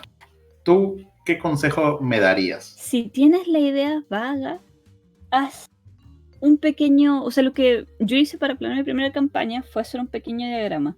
Esta es mi idea. ¿Cómo desglosar esta idea para transformarla en campaña? Ok, de esta idea tengo que poner una ambientación. ¿Dónde van a jugar mis jugadores? Ok, ya, tengo eso. ¿Qué caminos pueden seguir mis jugadores? ¿Qué personajes pueden aparecer? Y de ir planteando de a poquito. Es como que te den una hoja en blanco y empiezas a hacer como garabatos por toda la hoja y cuando lo miras de lejos, vagamente se parece al rostro de alguien. Lo que yo te puedo aconsejar es eso. Perfecto. Desglosa tu idea y rellénala cuando te des cuenta de que te falta algún punto. Y obviamente uno no puede tener las ideas de la nada. O sea, ¿tú tienes alguna inspiración para generar campañas? Yo leo bastante. O sea, no bastante, porque últimamente ya... O sea, a mí me marea leer en PDF, por ende yo tiendo a leer en físico. Y aparte de leer, yo escucho mucha música. A mí normalmente las campañas se me ocurren en base a la música, lo que me hace sentir. Ejemplo más básico y fácil de todos. Este one shot que yo uso para testear a la gente, Martín lo sabe porque lo ha escuchado, yo lo saqué casi que totalmente de unas canciones de Vocaloid. Que lo tomé y dije, sí, me gusta, para adelante. ¿Puedo preguntar cuál canción de Vocaloid era? Sí, porque dudo que vayas a jugar el one shot conmigo. O si ya lo jugaste, no me acuerdo. Tendré No, que no he revisar el jugado. cuaderno. Aún no he jugado contigo. Perfecto. Lo dejo después en el chat porque creo que tengo la canción por ahí. Ok. Perfecto, perfecto. Pero eso, lo que yo puedo recomendar es eso. Si tienes una pequeña idea, busca más inspiración y luego rellena tu idea de los puntos que falten. Lo más importante siempre es tener ambientación, tono de la partida y objetivo de la partida. ¿Y los personajes? Los personajes pueden ir variando, o sea, no puedes controlar qué personajes sean ciertos jugadores. ¿O estás hablando de los NPC? De los NPCs hablo. Es que igual depende de qué ambientación o en qué te estés basando. Si es algo totalmente nuevo y creado, realmente los NPC los puedes acomodar como tú quieras. Si lo estás basando en otra historia, el cómo y el dónde vas a poner estos NPCs. Y yo, por ejemplo, podría utilizar un NPC que me gustó mucho de otra persona o de otra campaña que he dirigido y meterla en la mía a la fuerza. Si logras que se sienta natural, y obviamente si el personaje no es tuyo y es de otra persona y le pides permiso y esta persona te da el visto bueno, siempre que sepas meterlo de manera natural, incluso si el personaje es de otra persona, probablemente te va a decir, oye, puedes meterlo de esta o esta otra forma. Te lo digo yo que me hicieron eso mismo. Perfecto, perfecto. O sea, a mí quisieron meter un personaje que yo tenía en Cthulhu en una partida de mago. Y yo le dije, mira, puedes meterlo de esta forma porque mi personaje está muy relacionado con el arte y con las pinturas. Su familia hace portales con pinturas. Haz que esté encerrado en una pintura. Era. Listo. Pues no está mal. Así como para consejos, si alguien quiere ser máster aquí en el chat o inclusive en la mesa, ¿no? Un Rey Ot. Ahí tienen un par de consejos de la máster Atani. No sé si Martín quiere agregar algo o más bien Atani, ¿tú quieras decir algo más? No es tan alienígena que yo tenga cuadernos con mis cosas planeadas. No sé por qué lo ves así. No entiendo. O sea, es lo que yo hago. Son solo todas las posibilidades que pueden surgir. A lo mejor lo ve así por pereza o porque se plantee el tema de tener que estar pensando todo lo que hacen los demás jugadores en vez de simplemente A ver, jugarlo a corto plazo. realmente no es por eso. El chiste que lo veo alienígena es porque yo soy mucho más anárquico a la hora de preparar partidas. O sea, yo no tengo anotaciones. Recién, la única vez que he comenzado a tomar anotaciones, que aún así no son anotaciones ni a la mitad del nivel de las que toma Dani, son efectivamente para esta partida de Ars Magica, porque se expandió en un momento más de lo que esperaba. Pero yo soy mucho más anárquico en la preparación de campañas. Principalmente, la mayoría de las campañas que yo hago es más interesado en el sistema que en la historia. Por eso también ahora estoy tirando cada vez más para los sandbox. Sino que, por ejemplo, en el caso de Ars Magica, pues me llegó el manual de Ars Magica, me lo leí, me pareció muy interesante. Me gustaba cómo interpretaba ciertas cosas en su setting, me gustaba cómo eran sus tiradas. Y fue como, ok, ¿cuál es la partida promedio que hace este juego? La partida promedio es que un grupo de magos se juntan a vivir la vida loca y tratar de sobrevivir. Y es como, perfecto. Y a partir de ese momento, lo único que hago es llenar los what if que hacen los buenos manuales de rol.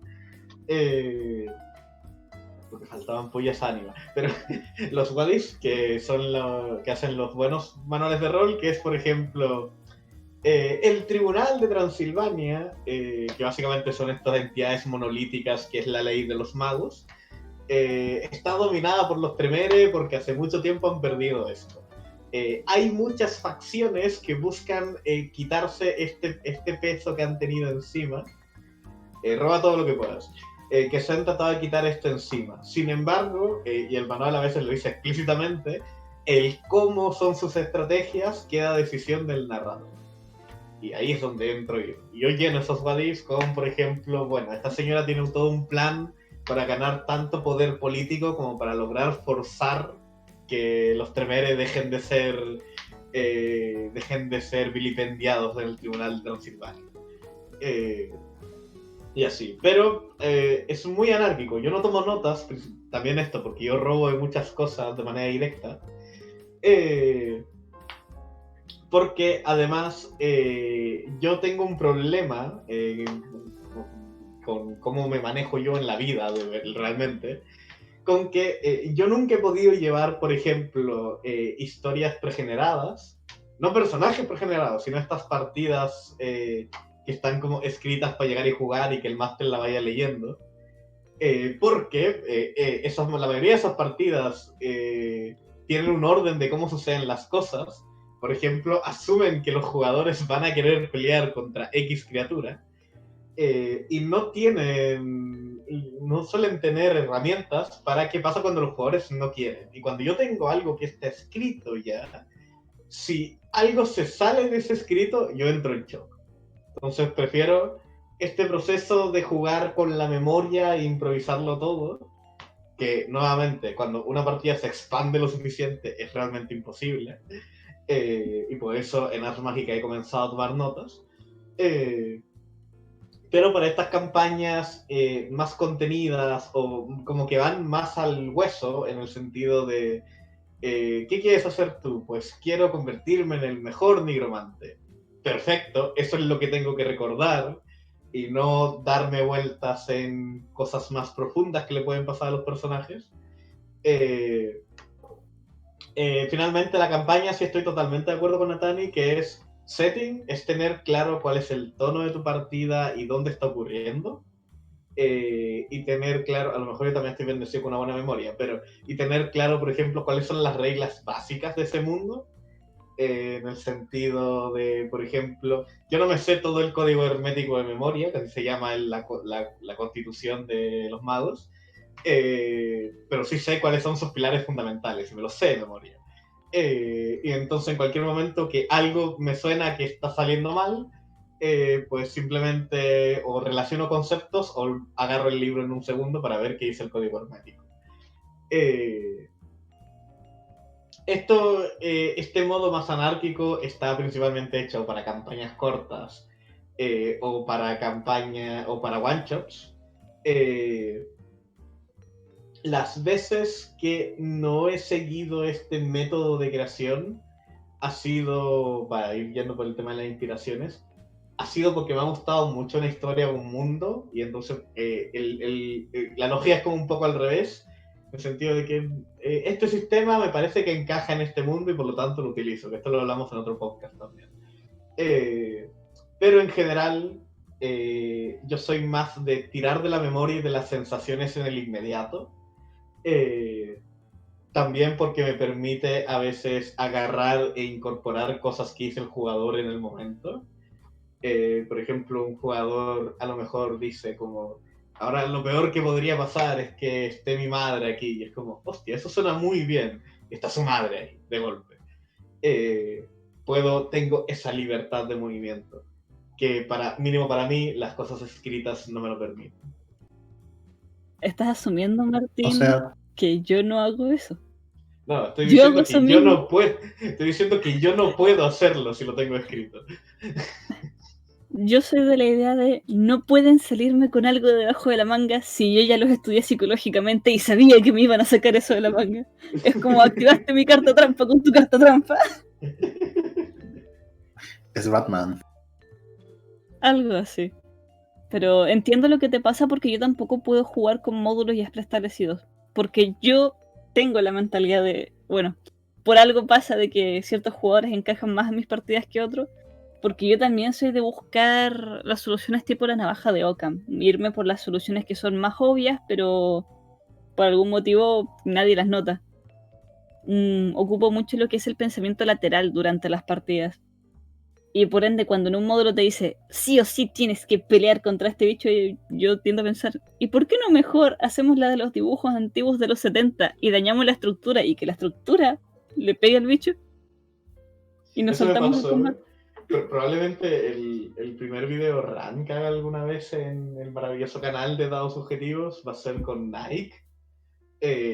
Porque Nike tiene la peor. Me he leído muchas partidas introductorias a lo largo de mi vida porque me he leído muchos manuales. Nike tiene probablemente la peor partida introductoria que he leído en mi vida por muchos motivos, pero uno de ellos también es de que juega con esta idea de que te da libertad, pero esa libertad realmente no existe. Una de mis partes favoritas es cuando te encuentras porque se supone que es un juego de investigación, entre comillas. Cuando llegas con el villano de la partida, te pone, los jugadores pueden acabar con el villano de múltiples maneras, entre ellas el combate directo. Punto. Siguiente página. Explicación de cómo tener un combate directo con el bicho. Siguiente página. Una vez los jugadores hayan matado al bicho, XXX la historia continúa. Y entonces yo siempre tuve como esta duda de que, ¿qué otras herramientas hay? Claro. ¿Cuáles son estas otras herramientas que Nike me está prometiendo que los jugadores pueden usar? Y que además es como, ok, uno podría decir de que, bueno, que se lo inventen los jugadores. Pero es que el libro continúa la historia asumiendo que has completado el combate directo tal cual está escrito en el libro, en la hoja anterior. Entonces, es una desconexión total de jugar con gente, de jugar con seres humanos. Volvemos un poco al tema anterior sobre raíles. Se cree esta idea de que la gente funciona de una manera súper automática, siguiendo un raíl específico.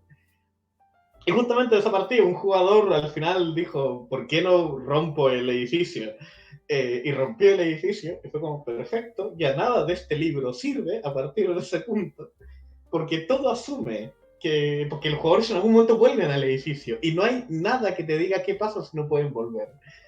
Entonces, es muy importante de que yo realmente respeto mucho a Tani, porque Tani tiene mucho talento, sí, logrando lo que logra hacer. Pero si ustedes quieren basarse en el método Atani, tengan muy presente de que no están escribiendo un guión y que esto se puede salir de las manos. No creen modos pregenerados donde si algo sale mal, el libro ya no sirve, porque entonces es mejor no haber tenido el libro nunca. Si quieren hacer algo como lo que hago yo, lo que tienen que hacer es, ok, por ejemplo en esto de que tienen que volver al edificio porque el edificio está destruido, tener un plan de respaldo de qué pasa si necesitan un objeto que estaba en el edificio. Lo que yo hago para esos momentos es pensar, ok, si yo digo que tienen todas estas, o sea, que tienen varias opciones para matar a este bicho o para enfrentarse a esta dificultad, yo planteo qué posibilidades tienen basándome en cómo pueden reaccionar los jugadores. Eso no es escribir un guión, no es tener las cosas establecidas como tal, de tener las cosas sobre rieles, de tener todo planeado de A a B. Es tener literalmente un diagrama en el cual desde el punto A puedes acabar en el punto beta 23 y después pasar al punto 7, devolverte al punto J. Sí, básicamente. Eso, o puedes ser un improvisador anárquico como yo y que cuando tengas problemas de continuidad, confiar en que tus jugadores te lo dirán. Yo creo que si un día encontramos los cuadernos de Tani, se parecerá al Necronomicon con apuntes y líneas y flechas. Es gracioso que lo Y menciones, obviamente porque es escrito en sangre exactamente- humana. O sea, el libro en el que hablo de la historia de Timothy es más o menos eso, es el Necronomicon. De líneas, apuntes, diagramas, dibujos varios. Seguramente hasta algunas cosas tachadas porque ya no te sirven o se fue completamente del lío. Sí. Cuenta la leyenda de que pierdes cordura si lees los apuntes a Tani. Es un libro ocultista, ¿no? Esto. Bueno, Pasando un poco más para no huyas, becario, porque tú has hecho muchos one-shots, algunos grabados, Uy, no. algunos incluso grabados, y ¿cómo los has preparado? ¿Cómo preparas tú tus partidas, becario? Ese es mi secreto. Yo no preparo nada. Coge todo lo... ¿Existe pregenerado? Lo agarro. Ya está. Exacto. Básicamente, yo muy pocas veces, por no decir que creo que solo una vez, he narrado un módulo, o sea, una partida que ya está prehecha y que me dice, oye, ya tiene esto, etcétera, ¿no? Y yo preparar campañas, yo no preparo nada más que el texto que pongo para anunciar la partida, y si son one shots, me gusta preparar los personajes, o sea, hacer fichas pregeneradas. Todo lo que es creación de mundo y demás, yo sigo mucho la filosofía de los PBTA, que es los jugadores lo crean. Hago preguntas y los jugadores me dicen que hay ahí. Por ejemplo, yo os digo, ¿no? Una típica aventura de la época medieval, dragones, elfos, etcétera, ¿no? Entonces, en ese momento alguien dice, oye, ¿aquí hay una taberna? Y yo digo, sí, hay una taberna, ¿no? ¿Cómo se llama? Y le pregunta él el nombre, ¿no? Y él se lo inventa, y le digo, ah, y tal. Y bueno, seguimos por ello, ¿no? Pero si no me preguntan que hay una taberna, pues no hay taberna.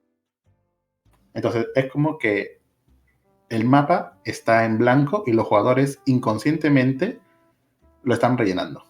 Me están haciendo el trabajo a mí. Lo único que yo preparo son las fichas. O sea, tú recomiendas subcontratar a tus propios jugadores. No. Porque si los subcontratas quiere decir que les pagas algo. Prácticamente lo que yo hago es seguir lo que dice el manual de Dungeon World, que es un PBTA basado en D&D Quinta. Si la gente lo lee, yo creo que el mundo sería un lugar más feliz. Porque las partidas, a mi parecer, son más divertidas así. Son más libres, tienen más potencial de que los jugadores intervengan en la partida. Y sí, a veces se puede ir de madre. Me ha pasado muchas veces por esto de la improvisación, de que o me quedo en blanco y no sé qué decir, así que digo una tontería.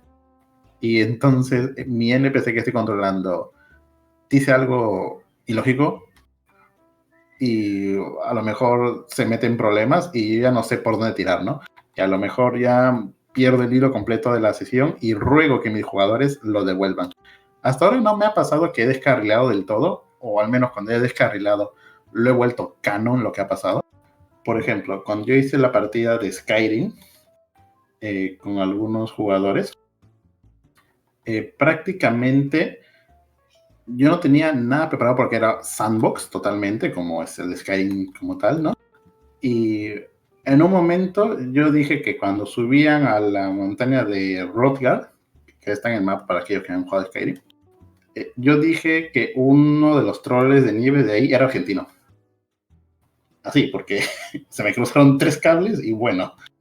Y los jugadores dijeron, ¿cómo? Y sí, bueno, siguió la broma y lo volví canon. Entonces, básicamente toda esa zona era Argentina pequeño ahí. Y si a los jugadores les gusta, pues continuamos por ahí, ¿no?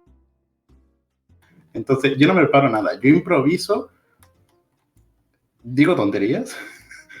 Y si a los jugadores les gusta, continuamos. Y si no, haces el retcon, ¿no? ¿Y cómo? O sea que si no, lo reseteas todo. No, yo no receteo nada. ¿Qué pasa si a los jugadores no les gusta entonces? Exacto. Se acaba la partida. Los mato. Les tiene que gustar a la fuerza. Pero yo soy mucho de improvisar. Siempre improvisar. No me preparo nada excepto las fichas. Y eso, básicamente. Qué bonito. Ya saben mi secreto. O te gusta o mueres. Por eso que también suelo hacer más one-shots que campañas. Porque en un one-shot no le da tiempo al jugador a decir, oye, ¿y si hacemos esto? No, ya se acabó la partida. Como no les doy más margen. Lo que sí puedo dar un poco de consejo a aquellos más que quieran prepararse campaña. Si quieren hacer una campaña por primera vez, tienen una opción muy buena que es crear fichas pregeneradas para hacer un one shot en una, entre comillas, mini campaña de lo que quieren hacer. Me explico. Digamos que tú quieres hacer la gran campaña de los jugadores que van a matar al Rey Dragón, ¿no? Entonces, tú tienes en tu mente toda la aventura como si fuese el Señor de los Anillos, pero antes de eso haz un one shot. Prepárate algo pequeñito, haz como una mini misión de aventureros que van a matar a ese mismo Rey Dragón, o cámbiale el nombre, no sé, el Lich del Infierno y lo que sea, y ve cómo funciona, ¿no? Ve qué podrías corregir, ve qué podrías añadir, qué jugador o qué modelo de ficha pregenerada que crees no calza muy bien con tu partida, y toma esa experiencia y luego trasládalo con otra skin, ¿no? Con otros nombres, con todo, a una campaña más grande. Ese es el mejor consejo que les puedo dar. Y en cuanto a fichas pregeneradas, cojan estereotipos. Es lo que más les va a ayudar. O sea, si quieren hacer un one shot de una nave espacial, bueno, veamos, estereotipos de películas de alienígenas en naves espaciales. Bueno, el ingeniero, el soldado, el científico, el capitán, etcétera, ¿no? Y ya está, ahí pones cosas que son, entre comillas, cliché. Dejas un poquito de trasfondo para los personajes, se lo das a los jugadores y ellos ya se inventan. Perfecto. En lo que Atani consigue los dados para decidir los temas de la próxima semana, quiero aprovechar lo que ha dicho Becario para justamente decir, creo que es algo importante a la hora de preparar una campaña, la sesión 0 y la partida 1, o la primera partida. La sesión 0, bueno, hay muchas definiciones de sesión 0 por lo que he visto a lo largo del internet, pero la que mínimo yo más manejo es la idea de esta sesión donde el jugador es introducido tanto al sistema como al juego. Sin embargo, es de destacar que existe otra definición, que yo entiendo que es la correcta, mínimo en el mundo inglés, que es la de que es una sesión en la que tú te pones de acuerdo con los jugadores de qué van a jugar. No tanto como qué sistema vamos a jugar, porque eso es lo que tienes en tu vida, pero básicamente cuáles son los límites. Por ejemplo, ¿hay algún tema que no te gustaría que se toque en la partida? Por ejemplo, Traveler, el sistema de juego en el espacio, te dice incluso, en la sesión 0 es importante recalcar qué tipo de partida quieren, porque Traveler tiene reglas para jugar a ser maestros comerciantes, Traveler tiene reglas para jugar a ser mercenarios espaciales, y Traveler tiene reglas para jugar a ser exploradores espaciales. Entonces, acordar el tono, acordar qué es lo que quieren los jugadores, es quizás el momento en que los jugadores más poder tienen, porque además ellos también ahí plantean los tabús y las cosas que no se pueden hacer o que si se hacen detrás de la cortina. Pero también yo lo veo como esta partida, que mínimo yo siempre suelo hacer, donde está el jugador solo o cuando se añaden tarde los jugadores nuevos, que básicamente es como una primera prueba a todo lo que pueden esperar de la partida.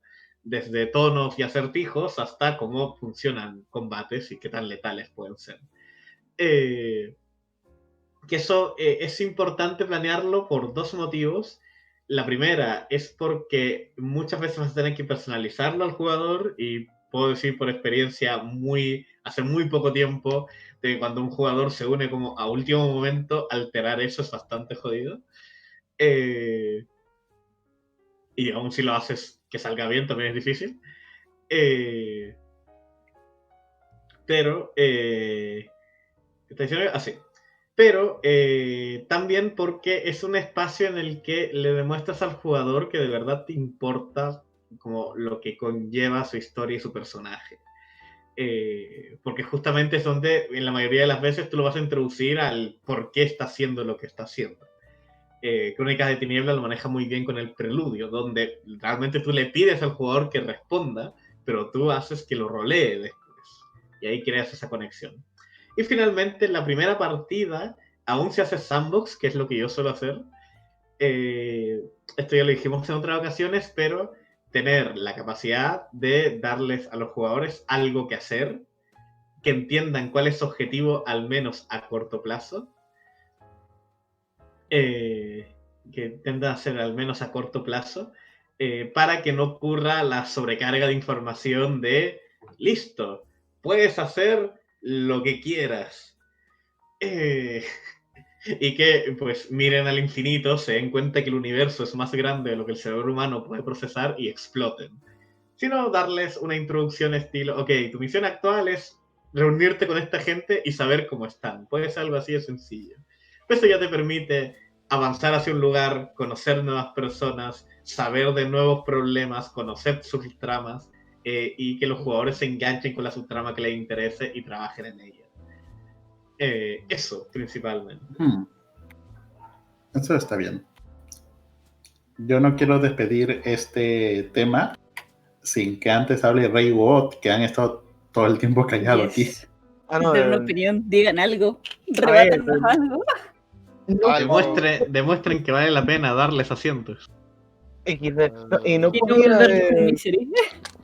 no podía esto, como se dice, interrumpirle porque tampoco tenía mucho más que añadir a lo vuestro, pero desde mi punto de vista, o sea, es que seguramente ya lo habréis abarcado vosotros, pero yo, si en algún momento hiciera alguna campaña, lo que me gustaría como tener al menos preparado para cuando fuera a hacerla es un sistema con el cual al menos yo hubiera practicado algunos pocos one-shots para saber de que funciona bien o que al menos lo llego a entender lo suficiente como para que no hayan líos o que sea ágil a la hora de llevarlo. Aunque el sistema sea lento, si lo llevas bien, pues se puede hacer más ameno. Y también el tema de, a fin de cuentas, no la historia de cómo empieza ni el mundo en el que salen, nada de eso, sino el objetivo final y cómo podrían llegar a los jugadores a llegar a interesarse por eso, pero por cuenta propia suya. Por ejemplo, Tasu lo que suele hacer, que es un máster de puño de dados y de otros servidores también, es hacer que los jugadores que están en la misma party o que forman parte de la misma partida odien al jefe o al jefe de turno o al jefe final y entonces se pongan ellos de acuerdo en que quieren meterse contra él o sea, algo tipo así. Tendría que pensar en el tema de cómo hacer que la parte se uniese de una forma más orgánica, ¿no? El tema esto del como el contrato meta-roll que decía Martín en algunas ocasiones, lo de tendrías que hacer un personaje que se vaya a meter por esta razón o algo así. Llevarlo como más al sandbox, pero con un poco más de lógica, se podría decir. Y eso lo más seguro es que vaya a costar muchísimo. Pero bueno, a lo hecho pecho. Perfecto, ¿y Ot? No, ¿Te estás aquí todavía? no, nunca he estado. Soy un fantasma, mucho gusto. A ver, es que no sé qué decir, aparte de algo. Porque no. A ver, también he pensado alguna vez hacer una campaña. Hasta recuerdo haber tirado unas cuantas ideas en una libreta y un TXT. Pero. No sé. Entiendo que siempre lo bueno es empezar tirando ideas y empezando a tener bases para inspirarse, pero es que no sé. Nunca me he sentido muy seguro para intentar empezar a hacer una campaña o una partida. Yo creo que es importante la autoconfianza, ¿no? Ujú. Es vital si quieres ser máster, porque como vas a tener a tu cargo a 4 personas durante 3 a 4 horas, uno le da la ansiedad, ¿no? De se están divirtiendo, los estoy aburriendo, estoy haciéndole perder Peor tiempo. aún, cuando se te sobrellena la mesa porque no sabes decirle que no a los jugadores, terminas con 6 jugadores jugando campañas de 12 horas. Ah, no. Si yo fuera un No, máster, no, yo no. diría, tú, vete para el carajo, me caes bien todo lo que tú quieras, pero aquí tengo a mis niños preciosos abrazando a mis 2, 3 jugadores. Porque yo sé a quién yo quisiera masterear. A ver si en un futuro te vemos masterear y nos compartes más experiencias A de ver, eso. lo más seguro sería mi experiencia de yo literalmente improvisando todo. Como No, yo. es que literalmente sería de entro a la partida. Oh shit, no tengo nada preparado. A ver, hay un goblin que se llama Gabu. Apareció. ¿Qué pasa? Mierda así estúpida. Lo matan. De repente es el puto rey de todos los goblins. Ahora hay una guerra mundial con los goblins. Yes. Yo creo que eso se da con el tiempo, ¿no? Yo soy del pensamiento de que quien juega mucho termina siendo máster. De igual manera que el que lee mucho termina escribiendo y el que ve muchas películas, pues sí, con suerte filma alguna, ¿no? Nunca. Pero eso. Yo creo que no hay más preguntas tampoco del chat sobre esto, así que podemos ir a la parte que a todos les gusta, ¿no? Que es ver qué es lo que vamos a hablar la siguiente semana. El ASMR de Atani tirando dados. Ya, primero, ambientación. Uy, no rebotó tanto, qué pena. Ambientación número 3. La documentación para una partida. Documentación. Supongo que se referirá a las fichas, los manuales, la Me obtención encanta. legítima de manuales.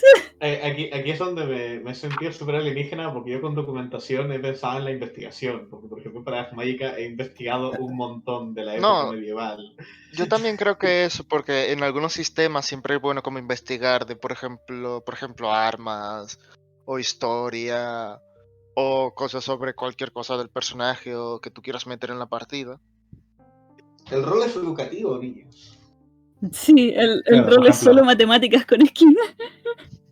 Claro, si quieres una partida de Harry Potter, pues te pones a ver todas las películas, ¿no? O leerte los libros. ¿Quién Vale, lee siguiente a tema. J.K. Rowling hoy en día? La verdad es que tienes razón. Es muy vintage. Sistema. Oye, este se rebotó harto. Ay, no, este tema ya salió. Entonces, puntos de drama, inspiraciones, puntos de destino y todas sus variantes. Excelente. Me gusta. Esta parte de aquí me la salto. Eh, Y el último tema, Nuestro último tema es. Mire, me gusta. Tema número 12 de mesa. Sesión cero y el. O sea, perdón. Sesión cero y el preludio. bien, bien. Es un poco siguiendo lo que hemos hablado aquí, Sí. ¿no? Como una Sí, continuación. como literalmente el episodio con continuidad. Se de profundizar Muy más, bien, muy bien. básicamente. Perfecto. Muchas gracias por oírnos y vernos saltar en colorines hoy día.